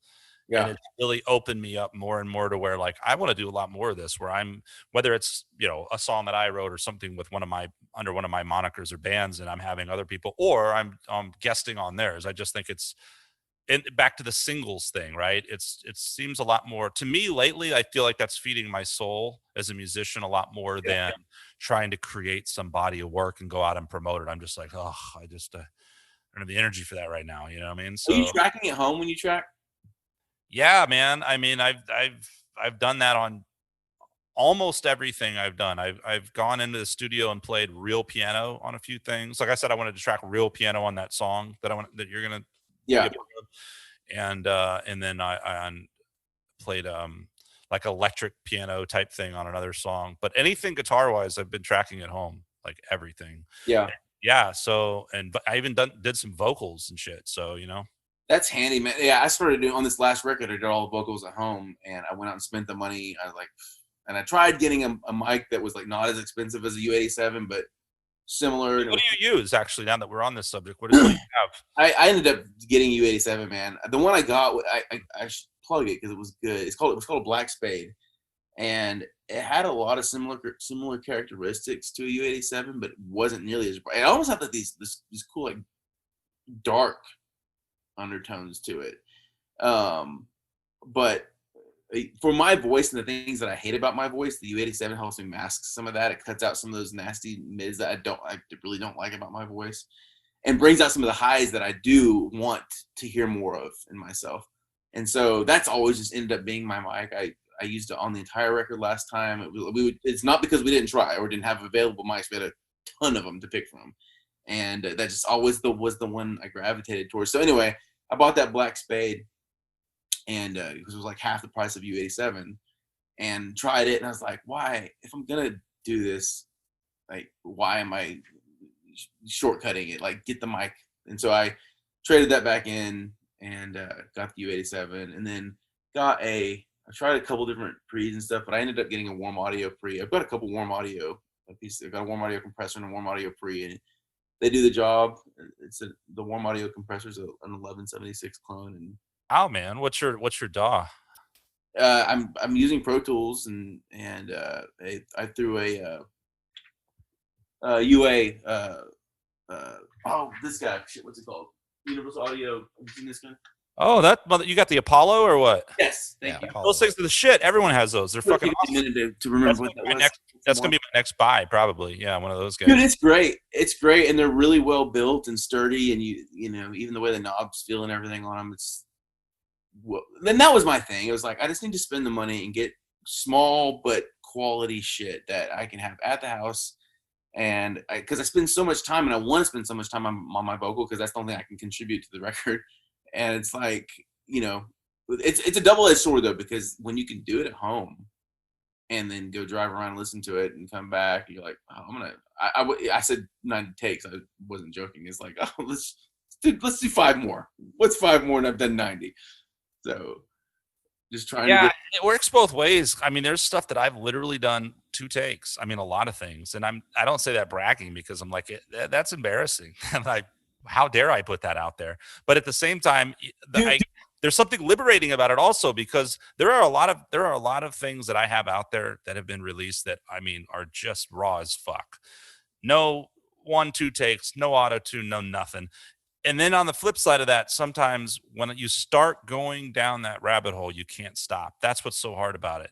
Because then I'm like, oh boy, I busted out the Melodyne. You know what I mean? And I don't tune anything. Like I will say, like all of my shit is 100% organic. But what bugs me, like my thing is I'm like, why am I listening and correcting that? Because you end up overdoing it so much, trying to perfect it so much that you take any soul out of it. Back to the stuff that we were talking about earlier, like that super processed music where you're like, it's weird too. Like I can actually hear things, not always. I'm sure like great producers hear fucking everything, but like and engineers and stuff. But I like I'll listen to some stuff now where I'm like, holy shit. Like I remember listening to it at one point going like, oh, this is cool. And now I'm like, wow, I can like fucking hear that everything is just auto-tuned to death. And that, I can hear all these things. And so I think there's a fine line of like, you don't want to let things slide, but you don't want to beat it to death and kill the human element either. And I think that's weird, especially when it comes to vocals, unless it's blatantly out of tune, vocals and guitar solos, like with the rhythms and stuff, you can be real tight, but things like that, it's like, man, if I can like grab something in the moment and have it feel right, it's like, don't fuck with it, Let it be human. Scott and I have talked about that so much because you can listen to some of your old favorites and go, holy shit, there were so many things that they probably could have gone and corrected and they didn't. They let that ride and it was not shitty. It was just like, that's how that record sounds now because they put it out that way. And it's like, it's something that I try to work on myself to say, just let that live, And it's all those things that no one else is going to probably hear either, right? It's like those same things. Right. Nobody will ever notice that. Yeah. Unless it's someone if someone's that good, they're a dick anyway, right? Yeah. Someone's going to be like, you're 3 cents off on that note. I don't want to know you anyway, man. They're going to say, hey, who played this intro for you? Yeah. Bobby, I really like that song. Except for that intro is kind of out of time or something. I'll never let Skunk play on another record. He could just kind of fucking get it. Yeah, man. Shit, dude. This has been awesome. I mean, I feel like we could just keep going all night long, but we won't. This has probably been one of our longest podcasts, actually. But always great talking, man. I mean, it's Vic, I'm sorry you didn't get to talk very much. I feel like Skunk's really long-winded. I'm really long-winded.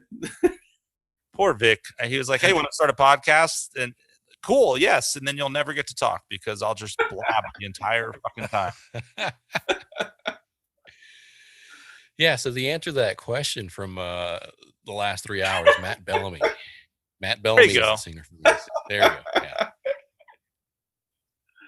Matt Bellamy, okay, I got my word. Singer, yeah, Matt Bellamy, singer for Matchbox 20. That we got. And Jay-Z. With Jay-Z. Yeah, man, cool. Dude, I had no idea, and I'm really glad that I found out about all that because I really just need to take the time to build a comp of the takes that I did in the studio a few weeks back with that song. And shit, man, I'll just send it to you and you can just sing on it. Like I didn't realize you had a home setup like that. That's awesome.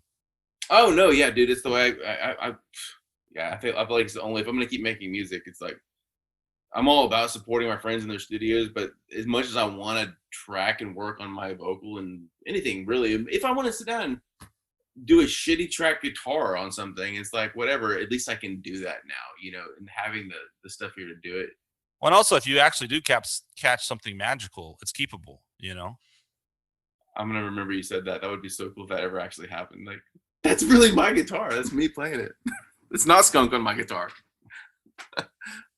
Yeah, no, cool, dude. Let's hold me to that. Let's do that. I'm excited to collaborate. I mean, it's long overdue for us to do something one way or Sure. another, I think, so I think that'll be really cool. Man, always a pleasure talking to you. I wish you the best in your business endeavors too. And I have a feeling, good things are in store, and, I'm not trying to be all gay No. because you're sitting there in your bathrobe right now, but great dude.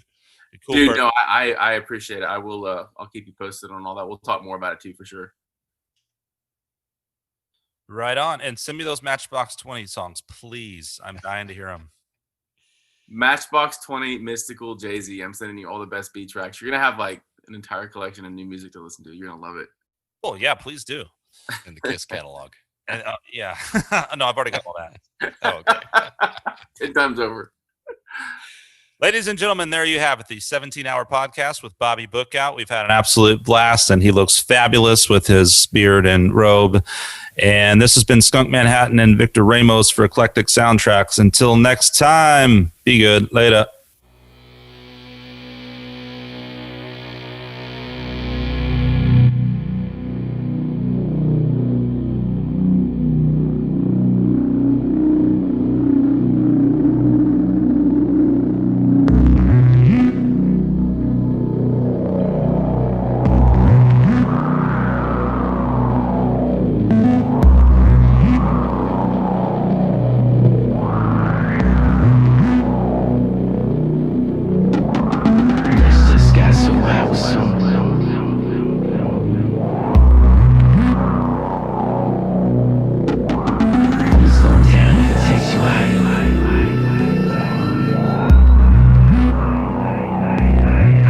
In my head, you're already in my bed. We both know I've already got control. Telling lies, they speak louder than lies. Save your breath, you're gonna need it for what's next.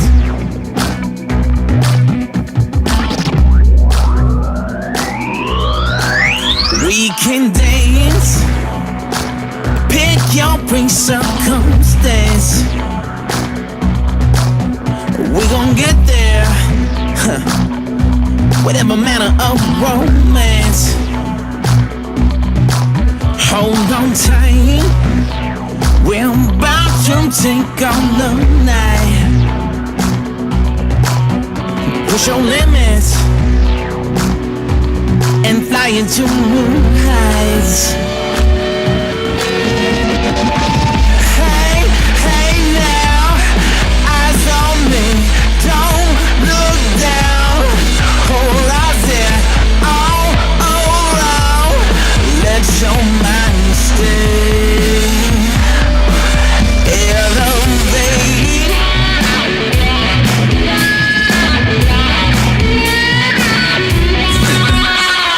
Move. It's all I want you to do. Fast or slow, I'm right behind if you go. Flesh on flesh, locked in motion, confess your fantasy. However, changed on the same. Hey, hey now, eyes on me, don't look down. Hold us there, all around. Let your mind stay. Let's discuss so how we soar. Take it to a place you never been been before. When we arrive, reach your desire. We're only slowing down if it takes you higher. Out of the frying pan into the fire. Into your minds, but some time reside there. Be everything you never knew you required. Take it to 11, higher level, aspire. As we rise, the stars will fall, along with every inhibition and restrictive wall. Every curiosity will visit the mall. Switch flips don't just exist to fall. Now we're gaining momentum, embracing animalism, primitivism, and a rhythm let it invigorate. Closer and closer, continuous more so. Prepare for takeoff, reach to elevate.